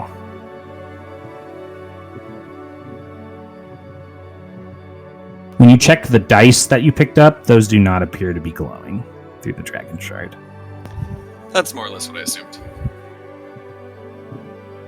A magical shawl taken directly from a hag found in a bog. Found by a man who likes to wander dangerous places. Dare I ask what curiosities the shawl might bring? He'll smile. He'll kind of look at all of your friends, and then his eyes will settle back on you, and he'll say, A hag's sigils are more powerful than a normal witch. Perhaps this will aid you. Help you get on their level if you wish. A hag does not easily part with her sigil. She needed quite a bit of food. She'd been stuck out in the bog for a long time. The only other things there were an ogre and a donkey, and well, I took the donkey. Can I make an insight check on him? sure. This will be easy because I'm trying to tell if he's lying. Okay. That'll move it down a step. It is intermediate to start. You need a 9. Got a 13. He doesn't feel like he's lying about everything, but he does feel like he's telling his side of a story. Gotcha. And this hag, she didn't tell you exactly what this item does? Well, I'm not a witch. I couldn't even attempt to tap into it. Yes. But you could, couldn't you? Oh, you presume a lot of me, Mr. Hoswick. I know a lot. Do we know? As a procurer of strange things, it's my business to know and observe and be aware of those around me. Yes. Well, as a writer, it is my job to do the same. And, Yes, I've read a couple of your books. Oh, have you? Might I ask which ones? He'll smile. All of them. All of them. Oh, I'm quite a fan. yes, and quite the voracious. He'll reader. actually reach over with his other hand will slip out. It looks sallowed, grayed, like maybe he has some kind of skin condition. And he reaches and he shuffles through one of the bags that's sticking out of the back of the cart, and he'll actually pull out. He'll actually pull out one of your books. Let me pull up your doc. As he moves quick, I haven't been saying much. I've just been kind of watching him, and when he moves too quick, I kind of pull my blade out a little bit, like halfway out of the sheath, like as a reaction to him moving too fast. I'll send him to you, Matt. He doesn't even flinch, but he will pull out. He will pull out a first edition of the Magic of Idlewild, And he'll sit it down. Perhaps I could have a autograph as well. I'm going to watch him very sternly. I'm going to say, quite the voracious reader you are. What brought you to my books? My father was a stonemason, and he had always hoped for more from me. Taught me to read when I was a little boy. Is that so? Well, Yes, my books are not exactly cheap, or at least they weren't. but I am of a skill set of procurement. If I can procure a dragon shard, then most assuredly I can procure a book. It's got a point. It's a little tough to procure something like a hag's sigils from them. Yes, well, it seems there's quite a story behind it. Well, I think there's quite a story behind this fellow in general. If you must know, she incurred the wrath of a northern lodge of monster hunters. I simply chose the right time to traverse her lands and procure what I wished, unnoticed. And the donkey, of course. I'm not totally sure that you would have traveled unhindered somewhere that the northern monster hunters were patrolling. Oh, please. A little old man like me? I posed no threat to them when they were dealing with a hag. Might have been their mistake. He'll smile. Perhaps. And for you, Monster Hunter, this rope, I can guarantee its complete unbreakability. Useful, no? Push button. Oh, can you now? Yes. And I'd part with it for 7 ducats. You need I'd be to buy a length of rope again. I'll be happy to test it for you, Mr. Jensen, if you wish. I kind of like to ask our new friend to test it here. I mean, you have a sword. It's pretty easy to test if it's breakable or not. Yes, I would think you would be much more adept at this than me. Take a slice at it.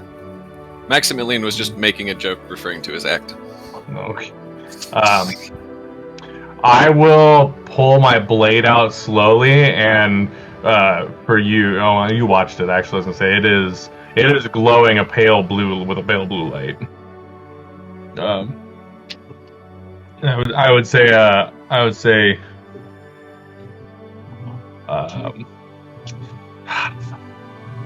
mean, I'll just cut it, I guess. Sure.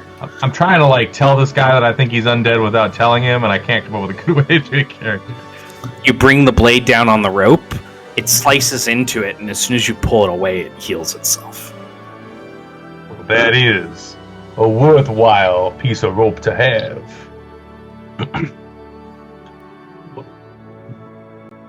I think I'd have to give you 5 ducats for this. Ugh, please. Perhaps I should conclude my business for the evening.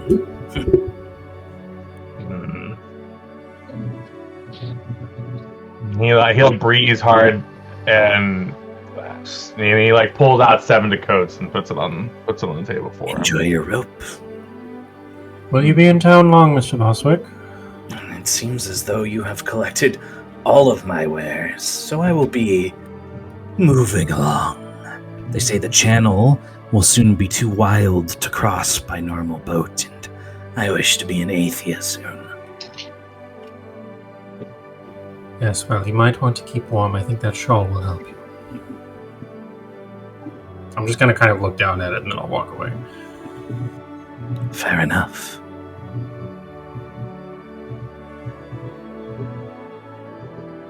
Does everyone else leave as well? James is still thinking about killing this guy. Use the rope. Use the rope. Yeah, strangle this dude to death. I wanted to tell him to put it around his neck because I was like, "You ain't gonna die anyways. You already did." His neck can't break it because it's unbreakable. But can the rope break his neck? Exactly. Yeah, I'll kind of hold my gaze for another extra few seconds, then turn away. He starts cleaning up his cart. As I'm walking away, I'm going to turn to Maximilian, because you're still next to me, and I'm going to say, little tip for you. Never take another witch's sigil. I will most certainly keep that in mind, Miss Price. You didn't mention that you were an author. Nonetheless, not only that, but one of such renown as to have your works reach these backwoods. Yes, to discover that was certainly a surprise. I was not aware that my books had left Aethergarde, but I suppose any normal writer would find that exciting. To see my books in such a place as this, I'm not so sure. Well, Walk off. Can I do one thing? Sorry, go ahead. Well, you do certainly have an odd attitude towards fame, Miss Price. If I'd heard that my name had spread this far, why, I'd be jumping for joy. If the old leg were still up to it, of course, and he taps one leg with his cane. Yes, well, we do have rather different occupations, Maximilian, and I think yours is one that's a bit more predicated on fame. I prefer to get my works out there, people to read them, and, well, for them to never contact me about it again. Well, in that case, Miss Price, I shall have to avoid reading any of your works, as I have grown to enjoy your company. Well, if this town is to be of any example, I think that might be best. And she'll kind of give you a smirk. I do want to mention Maximilian. Now that he's not performing, Maximilian does walk with a slight limp on his left side. Is there anything else you guys want to do in the marketplace before you head over to the council house for tea? One thing I want to do before we leave. Sure, V. I want to ask this old man if he knows where Old Lambeth is. You want to walk back up to him while he's putting away his cart? Yeah. Sure. Yeah. He turns and he looks at you. Welcome back. How can I help you? You said you came through the Whispering Woods. Did you happen to come across Old Lambeth? Or a church? Old Lambeth. Huh. Yeah. A place not often spoke about. A place forgotten.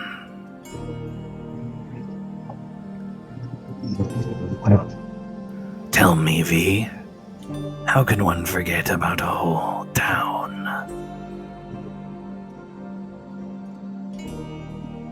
Magic or time?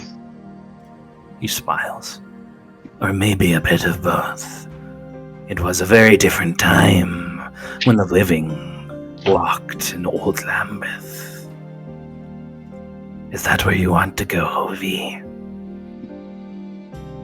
I think we might need to head there at some point. What if I told you I know how to find Old Lambeth?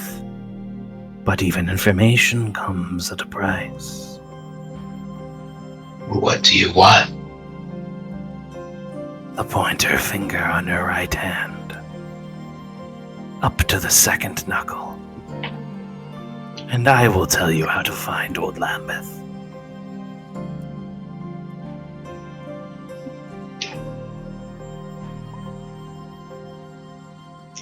I will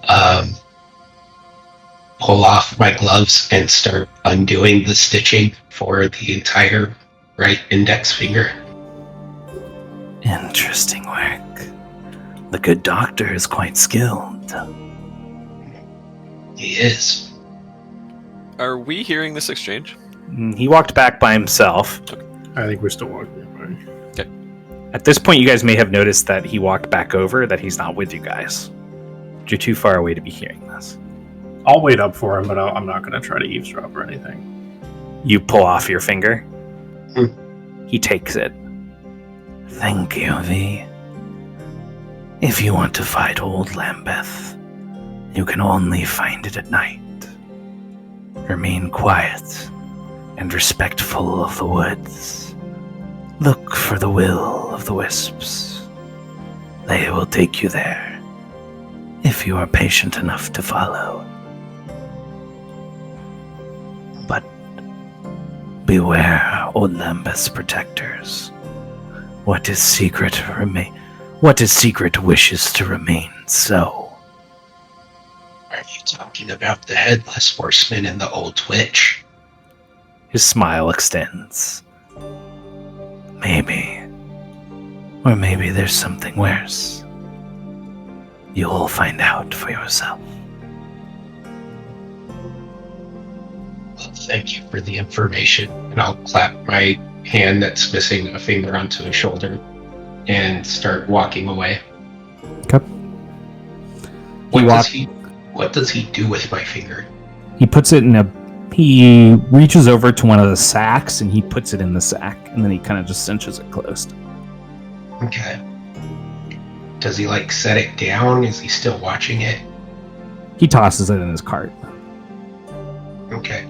I'm gonna start trying to wiggle my finger out of the sack to follow me. Why don't you explain this calling feature? Oh boy. So, That's fucking amazing. I got it's actually two callings that went in, features that went into this. I originally took, let's see, where is it? A calling called Stitcher's Delight. Essentially what that one did is if a body part fell off, I could simply spend an hour sewing it back on and it would be fully functional again. And it made me immune to the bloodied condition. And then the second feature that's being used to move my finger now is called Reach of the Undead. And I've learned to concentrate and control my unattached limbs. And they have, as long as I am on the same plane of existence and within 1 mile of the limb, I can still control it. Go ahead and make an athletics roll for me. This is a simple athletics test. I think I auto-passed those. Chris is working as I intended. have. Chris is 10 out of 10 build. I'm definitely going to be undead at some point. It's not a bug. I'm going to figure out how to fight with just my hands, like Thing from Adam's Family. That was exactly my thought when we came up. Hold on. I have 2 ranks in athletics. Is that an auto-pass? No, I think it has to be 3, right? 3 is simple. Yeah, 1 and 2, ranked 1 and 2 are both auto pass a simple.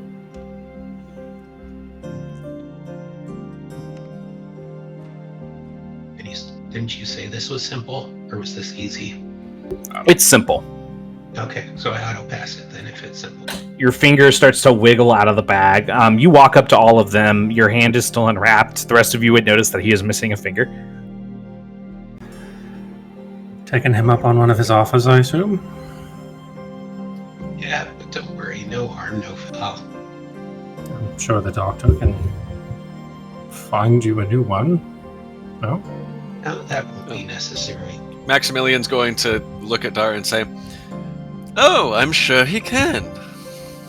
Mm-hmm. Would any of you be offering a finger? Absolutely not. As all of you, I think I'd prefer mine to heal first so I can start using them again. as all of you are having this conversation, you would notice, one by one, you would slowly notice that inching across the ground, kind of like caterpillar style, is his finger, and it reaches where his foot and his ankle is, and then it raises up. It raises up, and it starts jabbing his ankle. I'll bend over and pick it up. Can you reattach this later, Dad? Absolutely. Thanks. And it's at that moment, Maximilian, that you realize V just pulled off a pretty good con job. You don't know why he did it, because he hasn't told you guys anything that was said, but... Max, old Lambeth now. Maximilian will like glance slightly over his shoulder back at Boswick and then look back at V and say, "Well, from one artist to another, I must say I'm impressed." I'm not an artist. Ah, but there are all kinds of art, V, and I believe you may have found yours. Get my finger and just kind of wave it. Do you think people would pay to see this? I just hold it out in my hand and have it like start wiggling around. I'm quite certain they would, for a brief time. That is not, I think, a particularly long-lived act, I'm afraid. There's a pun in there somewhere. Tell me about it.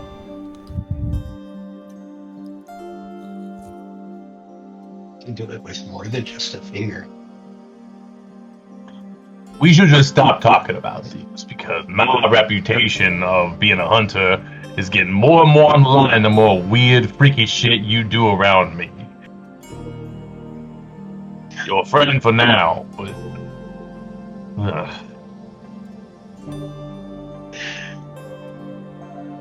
I love my cog so much. And if I didn't make it clear enough, I lower my voice to just so they can hear me.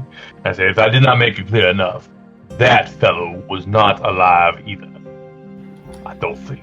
There's certainly a lot more to him than he lets out. I have half a mind to throw away this candlestick tray that he's given me. Something tells me these objects are more than just things he's found.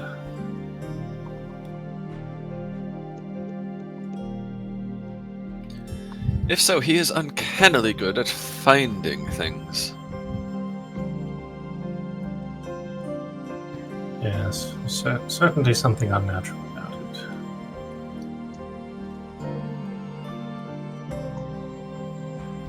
Who else is thirsty? It's about time for tea. Right. Yes, that sounds lovely. Hopefully nothing odd will happen during this afternoon tea. Never thought I'd be wishing for my simple life back. As the party starts to head to the northwest side of the hollow, Maximilian, you take a moment to drink them in, and you kind of absentmindedly look over at one of the stone blocks that makes up the siding of the pathway. Shaking the dice that you collected in your hand, you roll them out on the stone block a few times, and they just keep coming up snake eyes.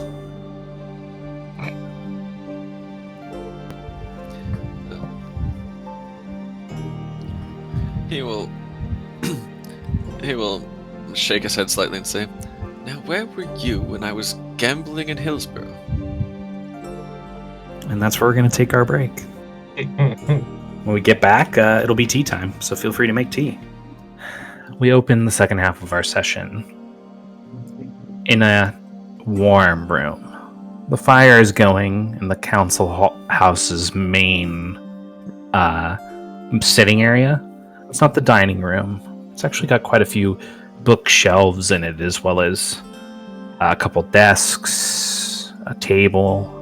But Councilman Monroe has gathered all of you around a centerpiece, an old oak coffee table that has had tea set out for everyone to pour as they wish.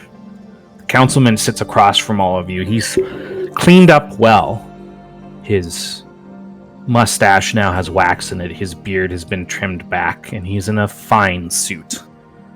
He's sitting straighter, and he looks less weary, though there are still bandaged cuts on his face, and you can tell that his arms and legs are stiff with wounds of their own. I wanted to thank the four of you again for helping me get out of my cell.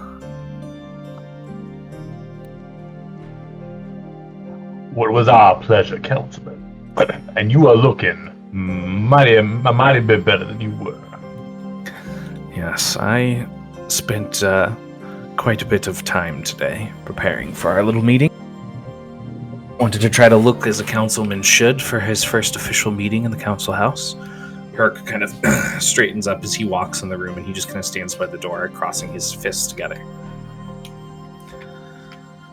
Herc, you're welcome to some tea as well. Herc just shakes it off silently, and the councilman's eyes fall back on all of you. It seems as though the four of you have done quite a bit to aid our community, more than you've been rewarded for. So I wanted to personally thank you by letting you know that on your way out today, if you stop by my doorman, he has a collection. More specifically, 20 dacoits for each of the four of you. For all your hard work, for saving me. I know it's not a lot, but it is what we can afford. It appears that the other councilmen have run us quite dry since I have been imprisoned.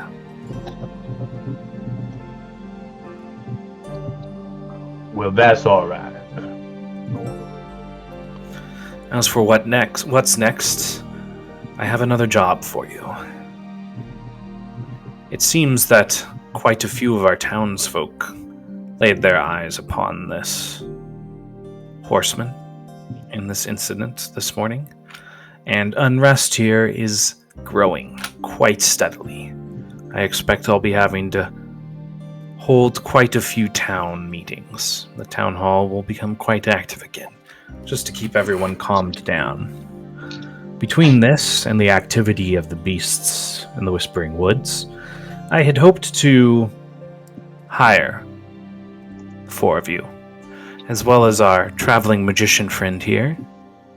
If he is indeed truly magical, he may be able to help in some areas. As we all know, there have been queerer things going on here than what would be considered normal. He gives all of you a meaningful look. It is nice to be invited to help and not have to become a criminal to help. Yes. Indeed, I was concerned the way some of you were talking earlier that this was not going to be exactly a warm reception. No, I think Councilman Monroe is the warmest of welcomes we could expect here. It's the others that were not so warm. And unfortunately, they are all dead or gone now. Which, at this moment, I guess is fortunate for all of you, because you're being received by me. Now, he looks at you, Maximilian. De Valor. Maximilian Copernicus de Valor. As I always like to say, if you've never heard of Maximilian Copernicus de Valor, now you have. I'm Chevy Chase, and you're not. You get a participation point, Jesse. That basically just means you get to move a roll down a step or keep track of it on your character doc somewhere or something. Great. They can stack, but you can only use one a session. Sounds good. It's like getting a inspiration. He'll nod. And all of you, here is what I am offering. A purse of 500 dacoits for your party, new friend included, if he wishes to join, to venture into the Whispering Woods, discover the source of our troubles with the beasts, as well as this headless horseman, and bring back proof that the problems have been dealt with. I'm sorry, headless horseman. I believe you sort of buried the lead there. You only said horseman the first. We'll have to get you caught up. Everyone else knew about it. All right. No one else looks shocked. Yes, you had to be here. I'm quite happy not having been there, actually, I believe. That's fair. Oh, don't worry, we'll be finding them. Bring back Lovely. Bring back to me the information I need to understand what's going on in the woods around the hollow. Information we can benefit from that will aid us in not having further troubles, and in these troubles, whichever way possible, bring back proof that this horseman has been put back into the ground, and if there is indeed a witch involved, I expect you to bring back proof that she has been dealt with as well. My, back into the ground. This does just keep getting better. Anything else that you procure in the woods, anything that is not a problem to our village, to the people of the Hollow, is yours to deal with, good or bad. You need not mention it.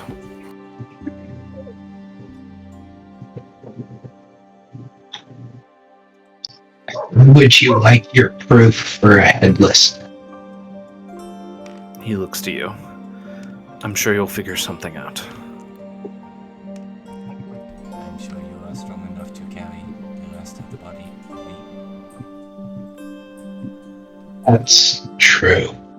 We could just be bringing him a random headless corpse, and he would never know. Some of the constabulary got quite a good look at him. They'll know how to match the armor. The armor. And if we were to find Councilman Neely alive, And then an extra 50 dacotes if you bring him back alive, so that he may seek the king's justice.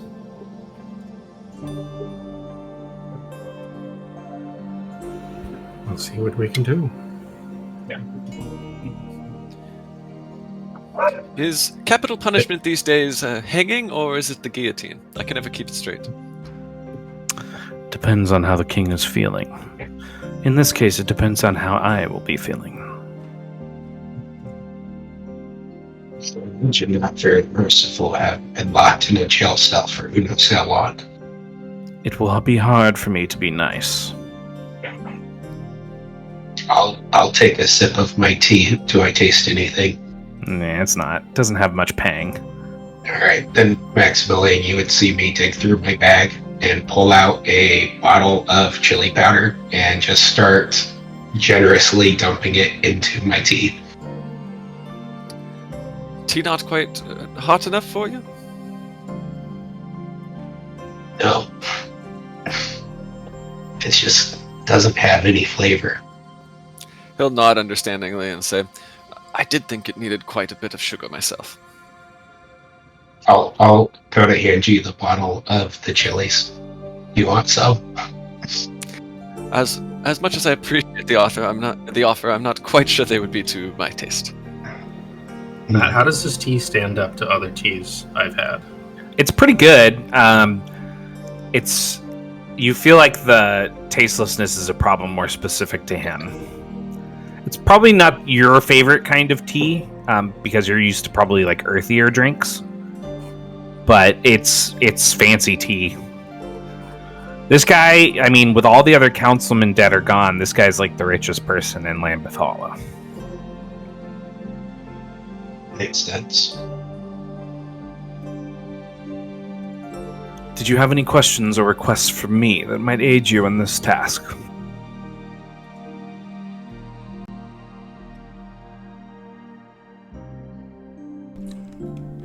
Do you have any of your men in the woods tonight? There are members of Eagleton's Rangers always about. While their purview is ultimately up to the council, Eagleton's skills are specific, and we do not often intervene in her activities, or at least we had not, before this race for power and conspiracy amongst the council. Down the ranger station. This horseman, do any of you know what it what it wants, why it's here? I think it came for Councilman Neely, because it chopped a bunch of chains and hooks into him and then dragged him off into the woods. Ah, I see. And Okay. we are not worried about it doing the same to any of us when we go looking for it because he'll look around. I believe the councilman just- was involved in some rather nefarious things. I believe the horseman was simply collecting what was due. Constable Herc will nod and say, "You should definitely be worried about that." Ah, yes, very reassuring, Constable, thank you. Just stay behind me and Jensen and you'll be fine. Oh, you needn't worry about that. I can manage to stay behind you quite well, I think.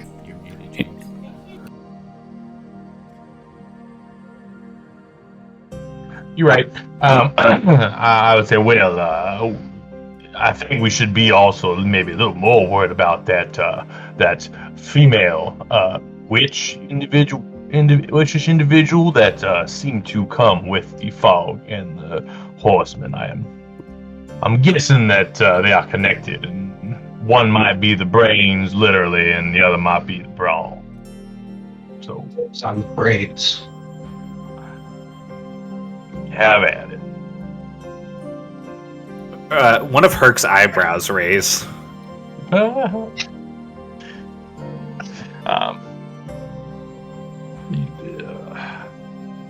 Had you ever seen that individual before last night? Before this morning, Councilman? That's the female that was there. What was that?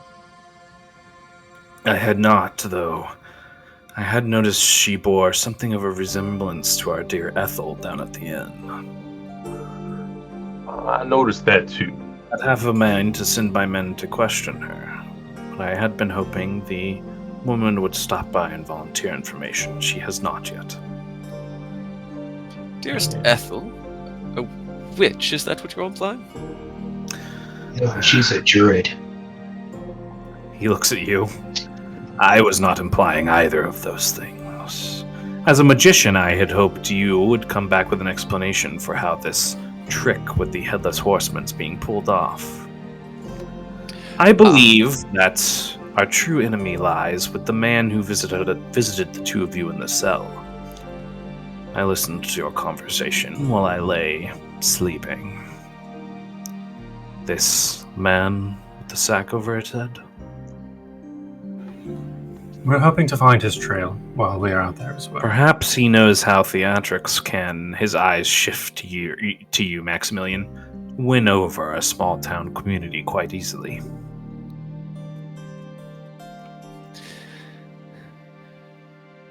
Well, I don't quite see any similarities between the two of us, really, but what if, perhaps, this gentleman with the sack over his head, did you say? What if he is truly the Headless Horseman in disguise and is using the sack to hide his lack of a head? Having seen the Headless Horseman and had an up-close talk with the bag over his head guy, do they even appear to be, like, roughly the same size at all? Because I pictured the Headless Horseman being really big. Yeah, he was. He was kind of like his body shape was like a mountain of a man. And you know that the man with the sack over his head is quite lithe. He is tall, but he is lithe. Yeah. So, but if it is all some kind of theatrical trick, he might have a way of using like a costume to make himself look bigger. So, if it is even that. That's true, I guess. James just had to go kill his dogs, I think. So, I'm just kidding, audience. He's not doing that. They just won't behave. So we'll just keep going without him. Hopefully he'll come back. Oh, well, it's worth a shot. Classic parlor trick, after all. Even the simplest of magicians know, you never hide what your audience is expecting you to hide.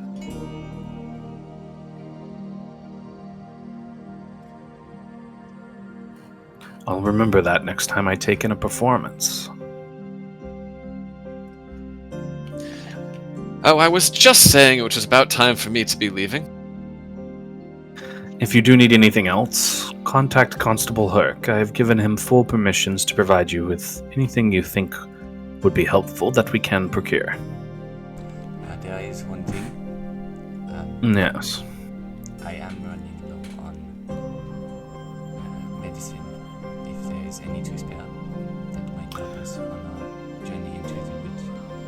We have some. Is there anything specific you're looking for? Herc, take note. Herc pulls out his pad and his chalk pen and he waits a moment.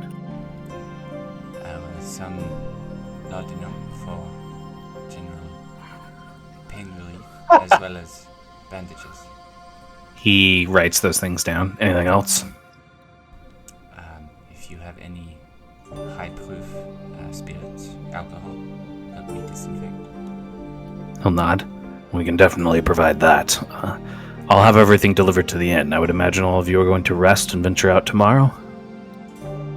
We'll probably go out tonight. Should really get some sleep. We will rest, though. You're not wrong. I'll have it sent to the inn. Thank you. Also, if you don't mind my mentioning it, my rabbit seems to have wandered off, so if you could... your men could just keep an eye out for it. It's a simple white rabbit, you understand? Herc kind of squints at you for a moment.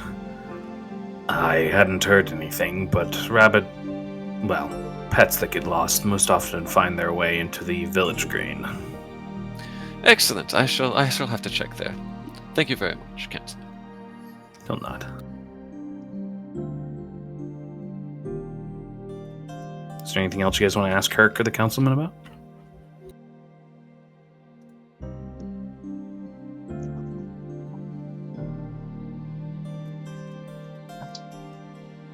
What was the last time that squirrely fella we found under the mountain, or we confronted under the fountain? When was the last time he was seen?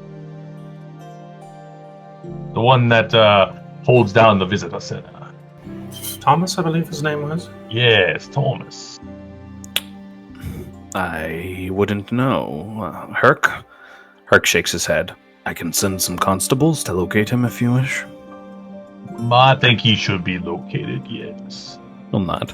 He'll look back down the hall. Peters, Mock, go see if you can find Thomas. And you hear a couple of the constables exiting.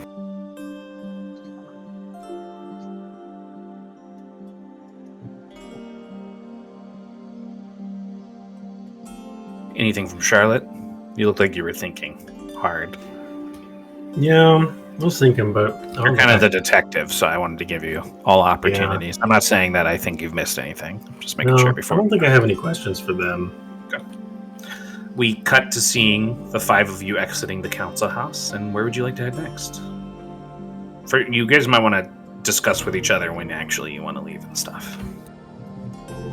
I would take this time to now talk to him about what I learned from the guy. Sure, go for it. So, what I got in trade for my finger was directions to Old Lambeth, which is, I mean, lots of things seem to point there, so maybe he said it was probably worse than the Headless Horseman and the Witch, but I doubt that. It should be fine. But you can only reach it at night if you wait patiently for the will of the wisps to guide you. Will-o-wisps. V, my good fellow, do pardon me if I come off as rude, but I'm afraid you may have been sold some sort of fairy tale by this vagrant. No, I'm pretty sure it was real. What makes you think that he was sold a lie? Well, just the way this explanation comes off can only be found at night. You must wait patiently, yada yada yada. It sounds like any storybook you could buy for half a mark off of some grocer. Lambeth Hollow is a storybook place. That it is, and everything interesting seems to come to a head at night. Here, I will acknowledge that it could be a lie if you can tell me how this trick was pulled off. And I'm going to pull out the cape that the guy was wearing before he crumpled and disappeared. And I'll hold out the cape and I'll say, here, if you wear this, can you crumple and disappear right in front of our eyes? I'll hand him the cape. Maximilian will take the cape and start examining it. After a minute of like flipping it around back and forth, he'll pull out the dragon shard and examine it through that. Normal cape. This actually looks like a pretty stock, like, I want to become a magician. I stopped at the store to buy myself a magician's cape.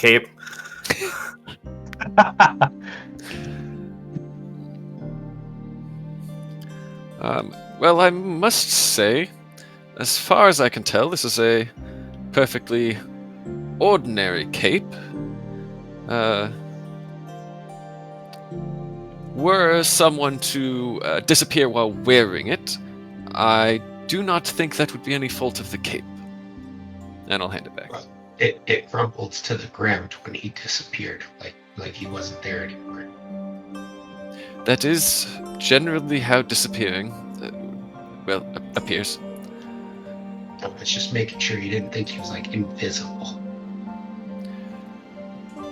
Well, I cannot discount the possibility of him somehow hiding himself from your gaze and dropping the cape simultaneously. Do you think it's possible he used the same vanishing trick that you did earlier today? Oh, well now, Not that I would ask a magician to reveal his secrets, but just wondering if you had any insight. Well, I'm not going to say it's impossible, but my act is rather unique to me as far as I'm aware. Let's hope that's the case.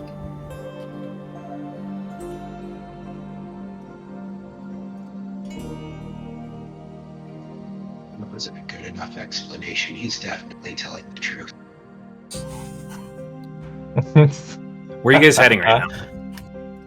Do you want to go to the inn and do like an actual rest and then leave at night? I need a meal. A big meal. We could also speak to Ethel if she's there. I must admit I am feeling a bit peckish myself. Performing always takes quite a bit out of you, you know? Jensen, I imagine it does. when Jensen mentions food, you would see V kind of glance towards the graveyard.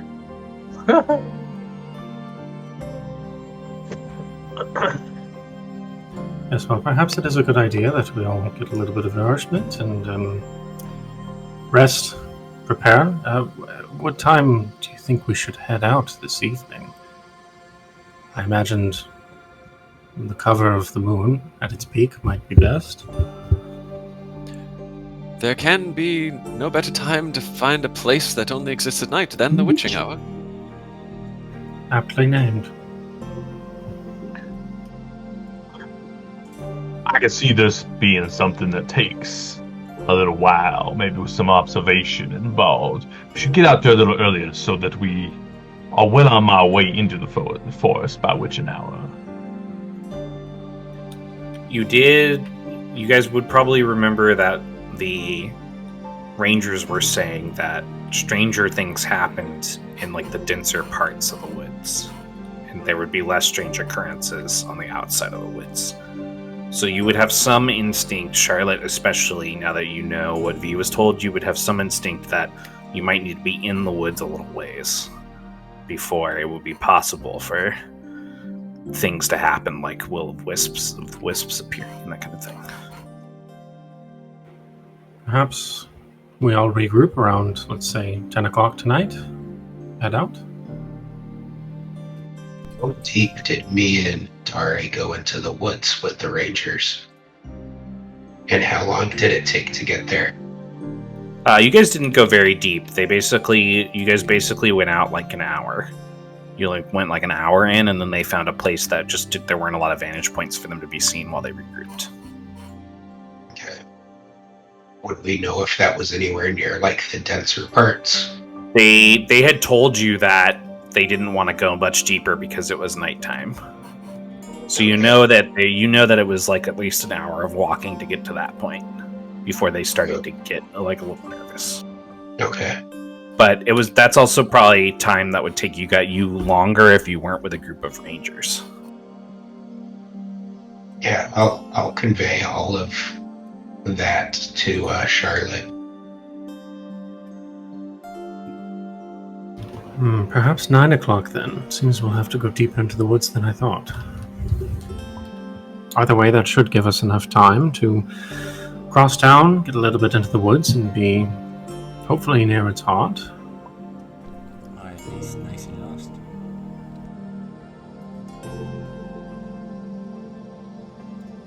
What time is it now? It's early afternoon. So if you guys left at 9, you could probably do like a long rest. You basically need to eat and rest for the people that want to do that. I think that works. Jesse, your character doesn't really need to. Great.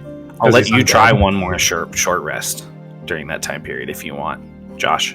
Yeah, that sounds good to me. Returning to the inn, I'm assuming you guys eat together, and is there anything you want to discuss before everyone parts ways until the evening? It's okay to say no. As everyone's kind of starting to come out after we've all rested and everything, I'm going to pull Jensen into a booth. I'm going to sit him down, just kind of scan the inn a little bit. And then I'm going to pull out the pouch of that sparkly powder. And I'm going to kind of like cut my hand over it, and I'm going to slide it across the table to him. And I'm going to say, "Do you know what this is, Jensen?"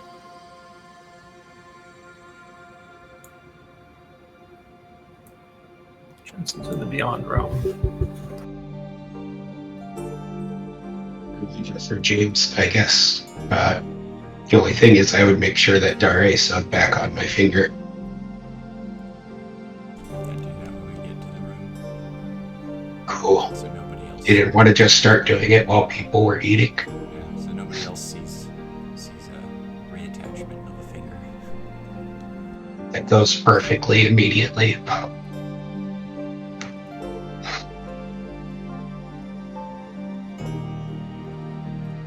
All right. One by one, each of you begins your long rest.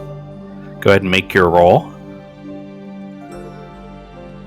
Dice. Let me get a long rest. Let me get a 6. That'd be really nice. Fucking 1. God damn it.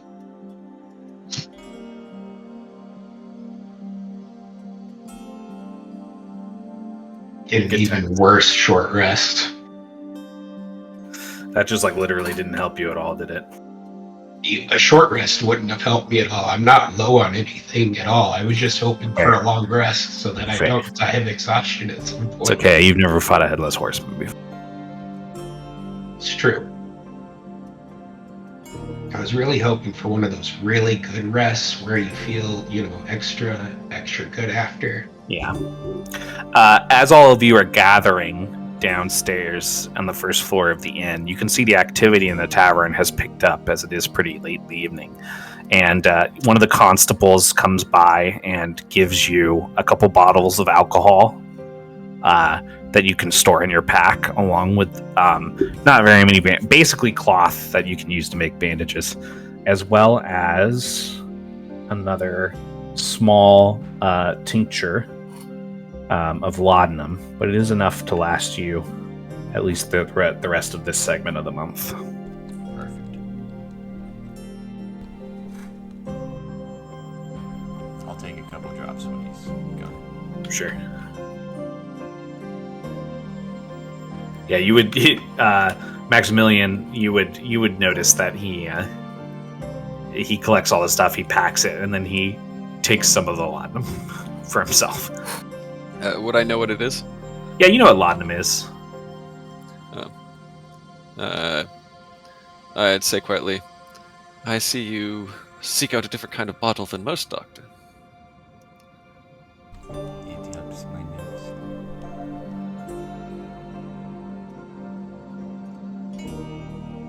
nose. He would just kind of raise his glass or whatever he's got, like tip his head and then take a drink. As all of you step outside of the inn and start to walk, you would hear some rushed footsteps, and from underneath one of the light posts, you would see Brandon running up. So where are we going, sir?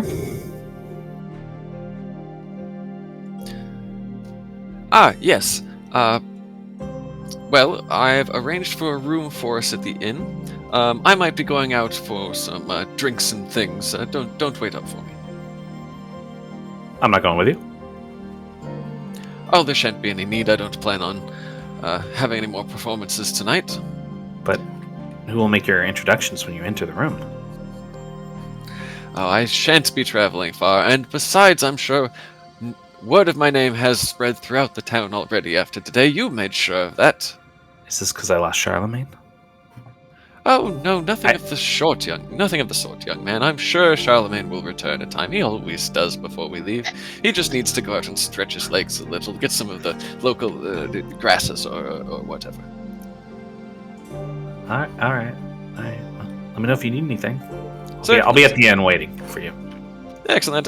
Yeah, he'll pass him whatever he need to get nail and say, have a drink on me. Thank you, sir. He'll tip his hat. He turns and just straight Charlie Brown walks off towards the end.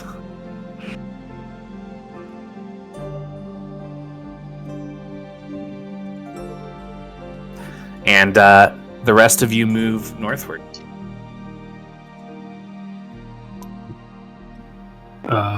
As we're walking, I'll just quickly have that conversation with Jensen. I'm going to hand you, I don't know if your character was there, but I'm going to hand you the little pouch of that sparkly powder that we found. She got it. It was from that statue, the little hidden compartment in the statue. Oh, sure. I'm going to hand it to you, and I'm going to say, be careful with that. Do you know what this is? I'll kind of like hold it up in front of my face. Do I know what it is? Make a lore roll.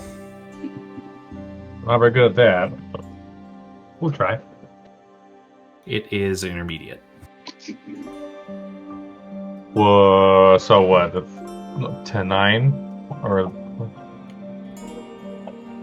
Yeah, it's fucking... Not very good.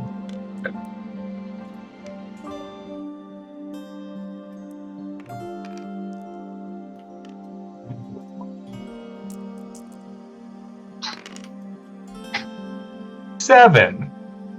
Yeah, you're not sure what it is. It does appear to have magical properties because it doesn't make sense the way it glints and sparkles the way it does. Well, I mean, it's magical, I think. I'm going to lean in close, and I'm going to whisper, pixie dust. Oh. The reason I'm showing this to you now, Jensen, is because I think that no matter what reason one might have for carrying this, I don't think they would carry it far, which leads me to believe that there may be pixies somewhere in this region. I think we would do well to keep an eye out for them, and I know you have a keen eye for such things. I would ask you to keep one open for these. All right. Yes, I am keeping the old noggin open to pretty much anything in this forest. As I would certainly trust you to do. And in a pinch, for lack of a better word, well, a pinch of this could be quite useful. It offers a pixie's, albeit temporary form of flight. Ooh.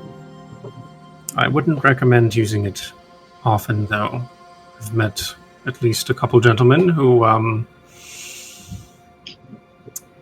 let's say they met a rather untimely end. Oh. Probably pretty addictive, I'd imagine. Yes, though I'm not sure what's more addictive, the powder itself or the ecstasy of being several miles above the ground. That would just be a bad place to run out of that dust, now wouldn't it? Which is why we must be careful. Yep. Okay. Yeah, I'll take it. I'll like pocket it, and I'll be. I'll say for myself or for others if we need to get somewhere. Just be careful with it. Thank you kindly. But yes, I am expecting anything and everything out here. I do think we should be on our guard at all times. As much as we can be, and I'll just kind of like look at my bandaged fingers. Right. Well, not too far behind us, I would say. I'm gonna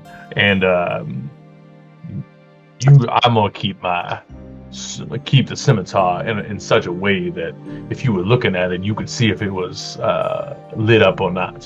So if I'm concentrating on pixies and other things, and you happen to see it, don't be shy about shouting it out. Keep an eye out. Good thinking. Yep. You guys reach here, and then you kind of take one last look around the hollow. And do you want to go northwards, straight into the wood, or do you want to go northwest? Northwest was the direction into the wood the Rangers took you. I would do my best to try to lead us down that path. Okay, so you want to try to retrace where you went with the Rangers. Daria, you could try to do that too. I would need you guys to make awareness rolls as you lead the party into the Whispering Woods. I'll help. Now, what time of day was it when we were in the jail cells yesterday? You were in the jail cells through the night. And you were put into them early when it was still dark in the morning. And you were in them until the sun came up through to like the afternoon. Okay. I'm trying to figure out when my sigil that the guy's holding is gonna. You've still got 12 hours. Oh, okay. 8. Okay. V, how'd you do? 5. 5. About 30 minutes in, but the rest of you notice Dare and V kind of stop. Both of you give each other a look as you're both realizing at the same time that you are not sure if you are on that same path anymore. This woodlands has an interesting effect, especially at night. There's a lingering of presence in everything here. It's as though the crackle of bark here is louder. The rhythmic noise of night owls and insects rings a little louder here. It's as though the whole forest watches you as you watch it. And all the paths are overrun with the roots of trees, tossed rock and stone, overgrown underbrush. It is very easy to get lost here. Is this where we're stopping? I must say we've come quite far enough for my comfort. Not that anyone is asking me, mind you. Looks around nervously. No, this isn't the right spot. And I noticed Dare didn't recognize where we were either, right? Yeah. I'm gonna try something. You tell me, would I be able to ask Cecil or Gladys if they remembered the way? You could try. They don't generally like retain any information any better than you do. And that's what I was wondering. Okay. The base of your memories was shared. Yeah, they couldn't access them any. Your not all your memories, but like specifically like your recent memories. Gotcha.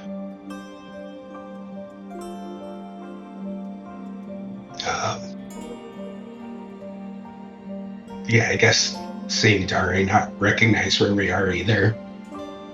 I'll just point in like forward, the direction that's not behind us, and any like direction that's not behind us, wherever I can see like the easiest path from here, and go, it's that way.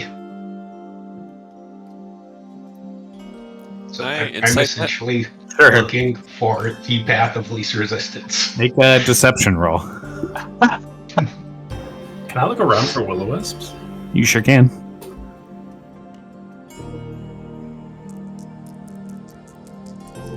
A bluff roll? Yeah, make a bluff roll. I apologize. Oh, I did about as good as I could. I got a 6. I maxed out at 8. 7. Damn it. You think that he's just gonna go and he's just firing one off and hoping. You don't feel confident in it. Did he point north? Roll a d4. Josh. Okay. I was gonna say, I'm just pointing. Make an awareness roll for me, Dari. And what were you rolling for the will-o-wisps? What did you get? I got an 11. You don't notice any, but you know that it's only been like a half an hour so far, so you're probably not deep enough. No, just keeping an eye out. Rolled a 2. See, not afraid of the dark, Mr. Delavore, are we? Devalore.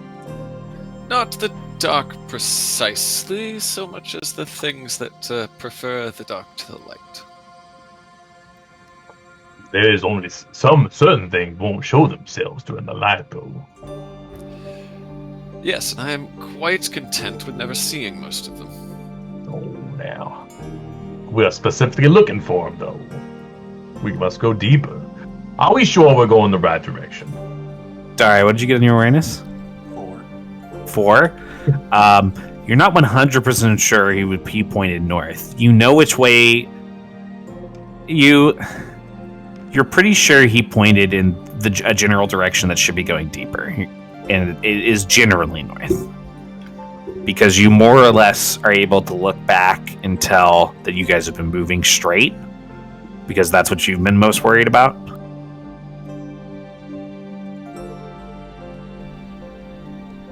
Thankfully, I'm not entirely sure where we are. But I do think we should continue north. Point of interest, before we inevitably continue deeper into the woods, will any of you know how we can get back? And I'll look around at everyone. We just go the opposite way of the will-o-wisps.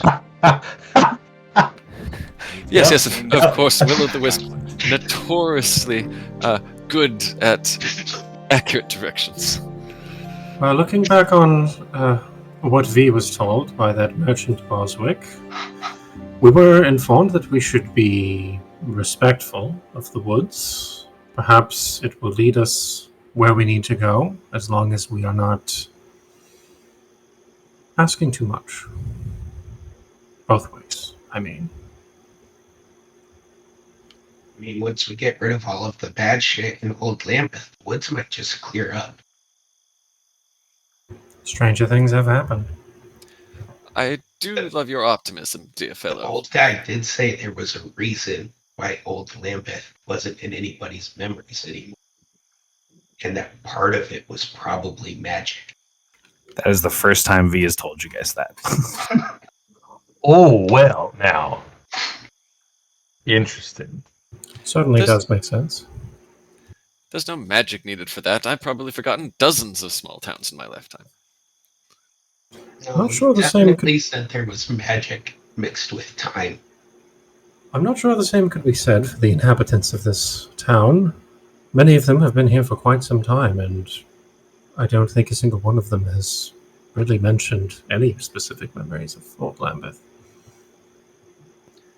Perhaps it was simply before their time? Little places like this take their histories and their traditions very seriously, I've found in my travels. For it is odd that they collectively, this place does not seem to exist in Lambeth Hollow's residents' minds. I was not sure if it's magic or not, but it is odd. Have you guys ever wondered if the Lambeth guy that founded this place, did he find the old one or the new one? Well, I imagine if he founded it, there was nothing to find. So it was probably the old one. They say he made like some kind of deal with a goddess of fertility. A Lady Esme, I think, is what you're thinking. Lady Lennis? Oh, Esme. Esme? Okay. I think that's what I've written Lady Esme under Lambeth Hollow history notes. Yeah. I wrote Lady Lennis. Did I completely just mishear it? Trying to find my notes. That was 2 sessions ago. I think so. Yeah. Center. Well, it was founded by that bishop, whose name was not Lambeth. It was John Harlow. That's correct. That was it. Right. Strange happenings in and out of town. Prior to Neely, all council heads have been descendants of Harlow. There's a story / myth about Lady Esme, a fey being that emerged from the woods to greet the settlers, working with them to build the community. Do we know if the councilman we spoke with is a descendant of Harlow? Sorry, what was the question? Would anyone know if the councilman we just spoke with was a descendant of Harlow?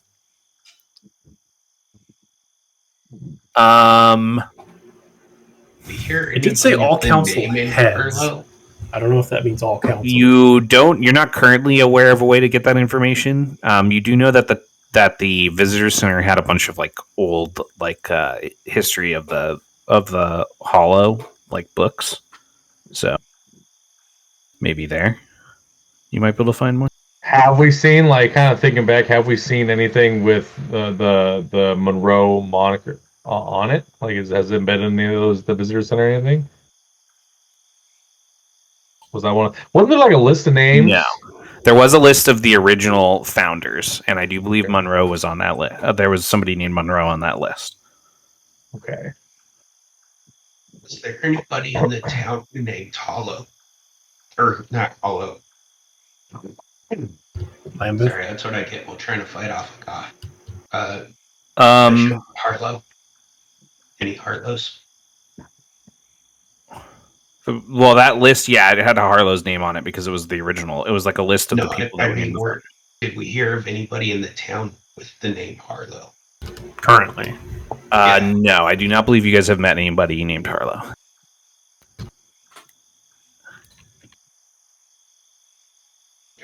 Or had them mentioned. That's what we should have asked. Should have asked about this history stuff. That's what's Monroe. That's cool. Einstein. Yep. Maybe this lady Esme came out of the woods last night too, just like she came out to talk to this John Harlow fella. Maybe that was her. Maybe Neely was a scholar of history in a way, but chose to take advantage of it rather than work with it. Heard they don't really work with people unless there's a deal. Do you think maybe the Harlows betrayed the deal, and that's why none of them exist anymore, and they had to move to town? Out of character, did the guy told you that there was spirits there, right? He told you that the people who lived in Old Lambeth never left. Didn't he say something about that? Are you talking about when Hodge talked about Old Lambeth? Nah, just when he got all the information just now. Oh, from the fucking creepy undead guy. Plus you? Twice? I don't remember him specifically saying that. Oh, no, I don't remember anything. He did say that the candle would be useful in the woods. He did. Which implies that there is spirits in the woods. So yeah. he described Old Lambeth as a forgotten place. He also said to beware Old Lambeth's protectors. Yes. That's what I was thinking. Yeah, He- so he- he's implying that there's something there that wants to protect it. Yeah, I think he like implied that there were things there that liked that they were forgotten. It was like the privacy of it.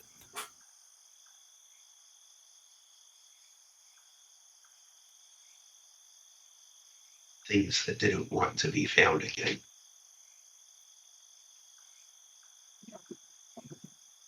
Hmm.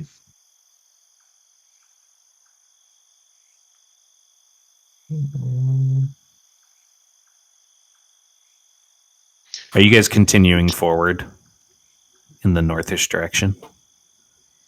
I pointed to. Yes.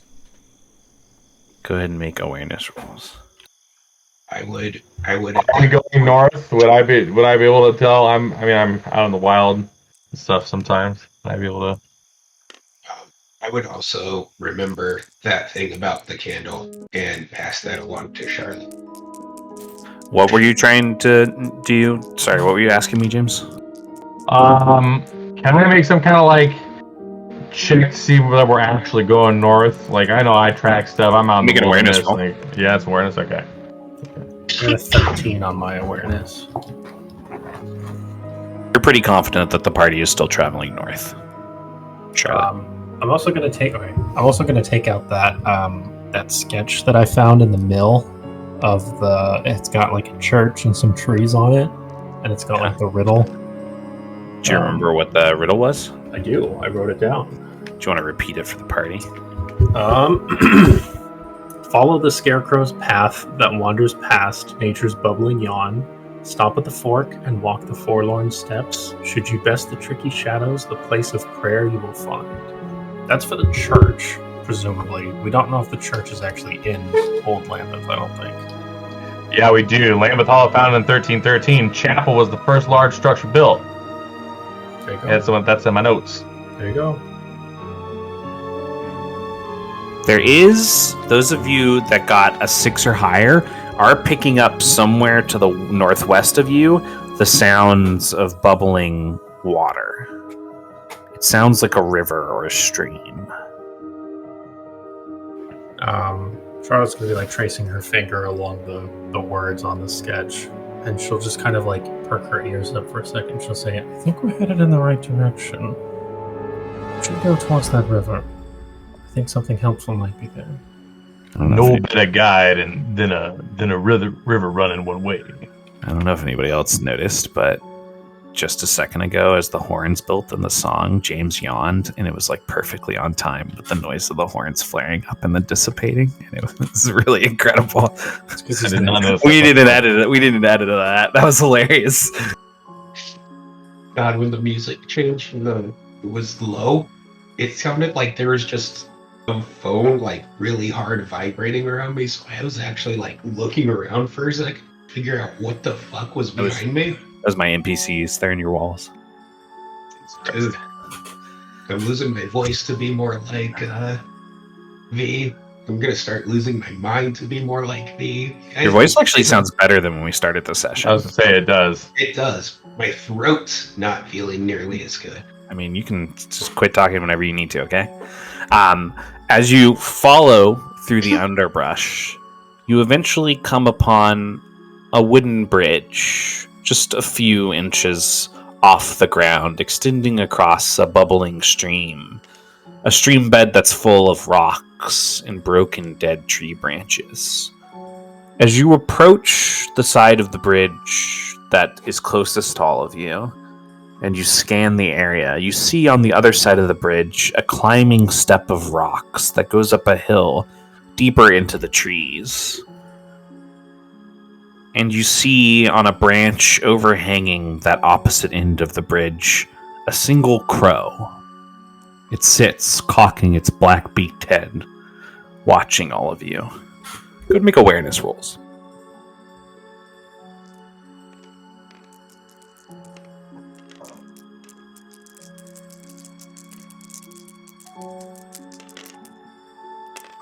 Six again.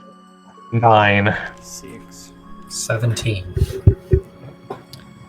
3. Also, Maximilian will pull out the dragon shard and polish it a bit on his scarf, and then look at the bridge and the bird through it.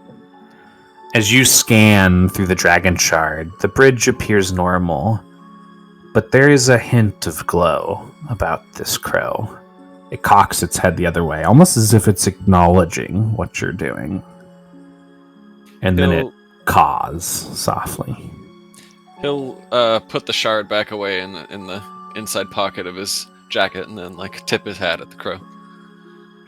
Charlotte, there's a hint in this crow's eyes, almost like a knowing, like when you look into the eyes of a person. There's an intensity to its presence. It feels almost like a fear creeping with the presence of the crow kind of growing on that branch. It doesn't feel like a natural creature. It feels like it's here to keep watch, or perhaps to scare away those that would wish to travel forward. Yeah, without breaking my gaze on it, I'm just going to say out loud, I think we found our path.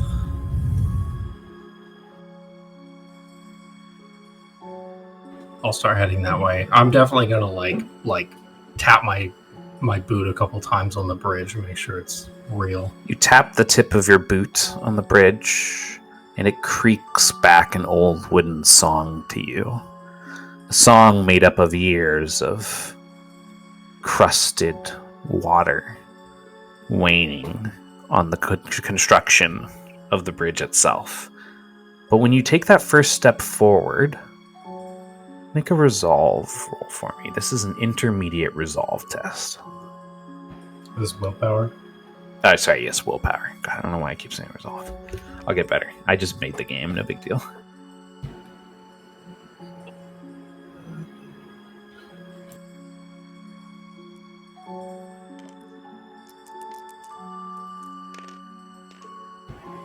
Got a 12.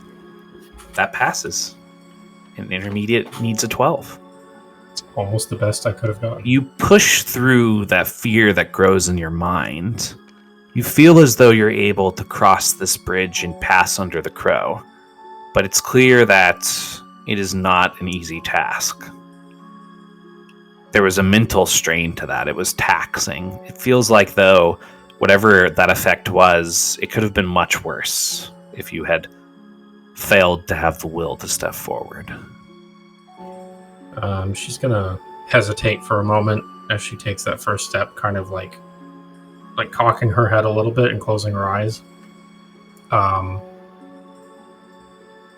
She's gonna turn her head around and look at everyone and say, "This is definitely no ordinary bridge. It will be quite the trial to pass. Not that I don't have the utmost belief in all of you, but something very, very strong, a presence, is here, and it is either testing us, well, testing me, or doesn't want me to be here. I think it may be worth looking for another way around, but I'm going to continue this way."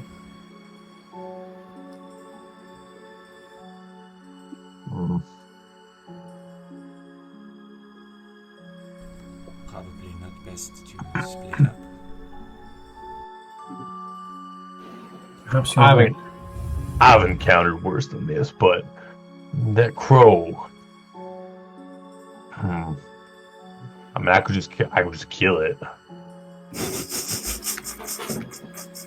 I know it is in your nature, Jensen, but this time I think that may not be the right solution. I mean, I could probably get across it, but someone else doesn't feel comfortable with it. Let's spend a few minutes looking around. I'd like to see if there's another way across this bridge, or across this river. But, worst comes to worst, we try to cross it.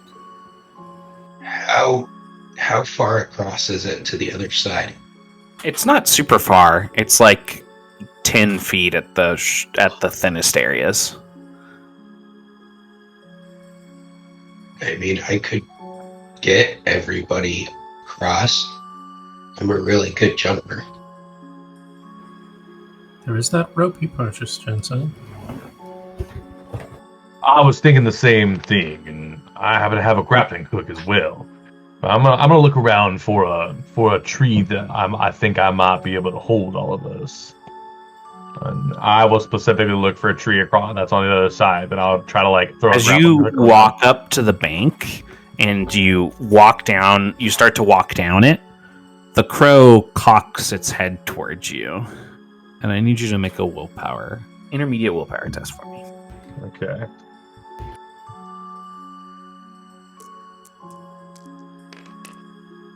Ooh, 11.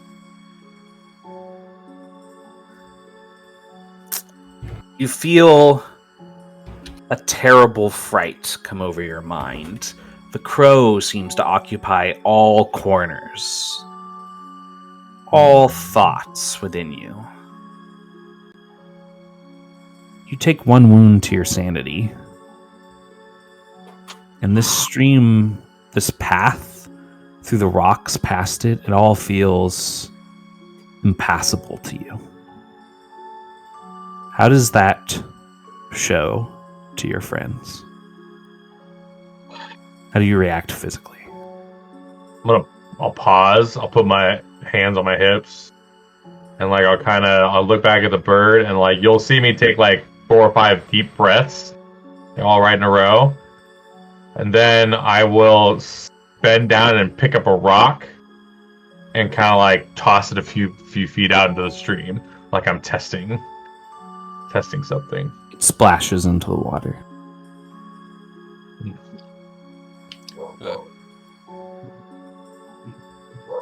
Maximilian is going to shake his head and say, "Does it never occur to any of you to try asking permission?" And then he'll step up so he's just pointedly a couple feet short of the edge of the bridge, and then he'll take off his hat and bow slightly to the crow and say, "My dear sir or madam, could you tell us, is this the way to Old Lambeth?"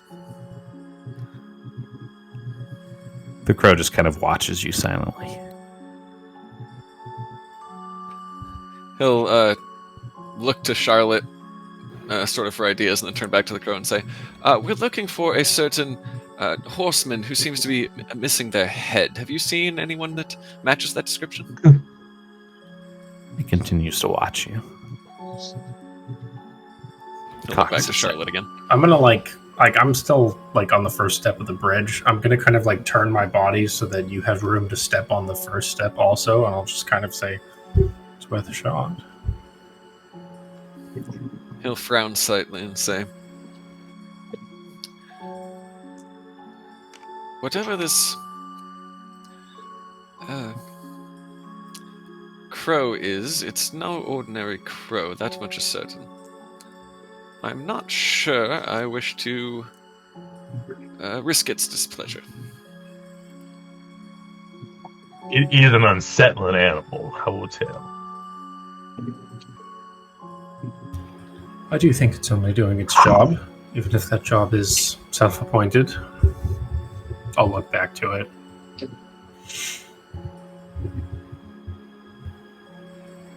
It turns its gaze on you. I don't suppose you ask for something in return. What is it that what is it that you would ask of us? There's a whisper on the woods, a cold breeze that causes all the bark to yawn around your party. Just briefly in that yawn in the wind, you hear a voice slip through the wood of the trees. Turn back. Go home. Forget.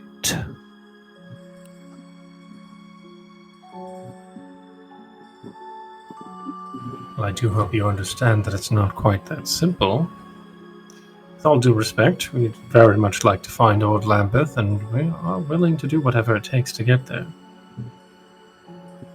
The crow cocks its head. Maximilian, make a intermediate willpower test for me. Wonderful. You're good at those, right? Have 2d6. You can technically make it. I believe. Lovely. Just got to do as well as you possibly can. I don't know if you guys noticed, but Charlotte can't make the rolls easier anymore. Lost it in the rebuild. 7.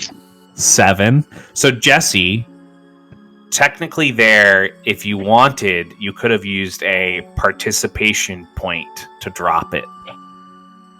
I gave you one earlier for your role play. A 7 still wouldn't have beaten it because it would have dropped to a 9. But just so you know, you could have dropped it one step by doing that. I will keep that in mind. However, in this case, you were overcome by that same fear. This is indeed a scary crow. You are frightened. It is the source of your fear, and you do take 1 wound to your sanity.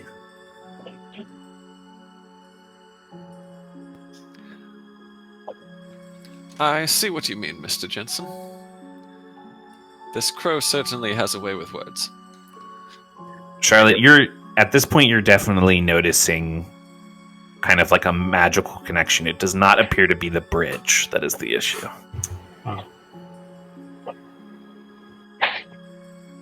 Is there some sort of problem? I believe our new crow friend is passing some sort of judgment on us. They certainly don't want us here, but,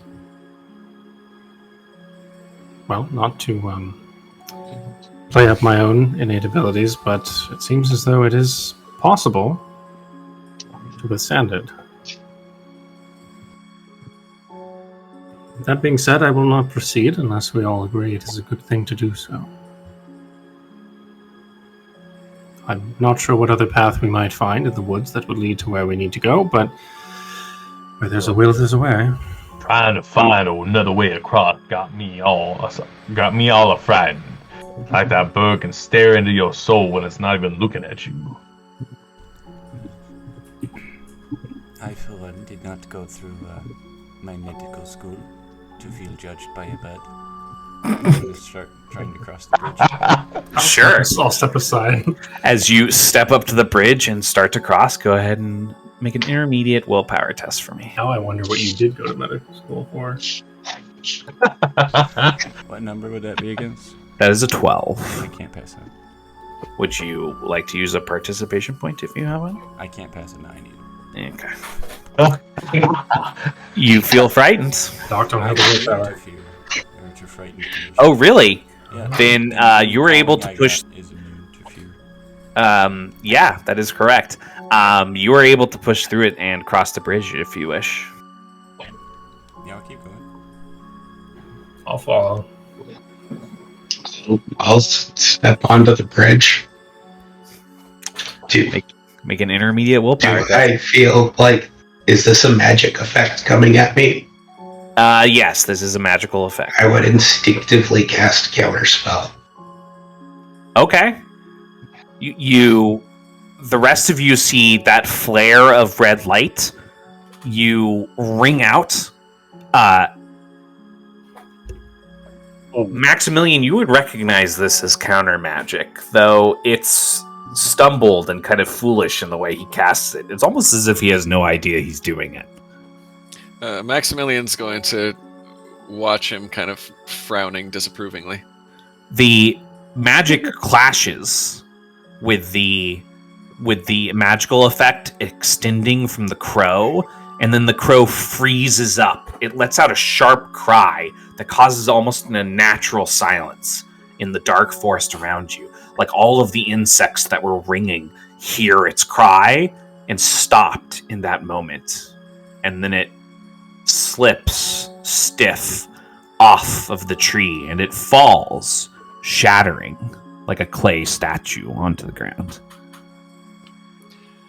Well, V, my dear fellow, you are full of surprises. Too.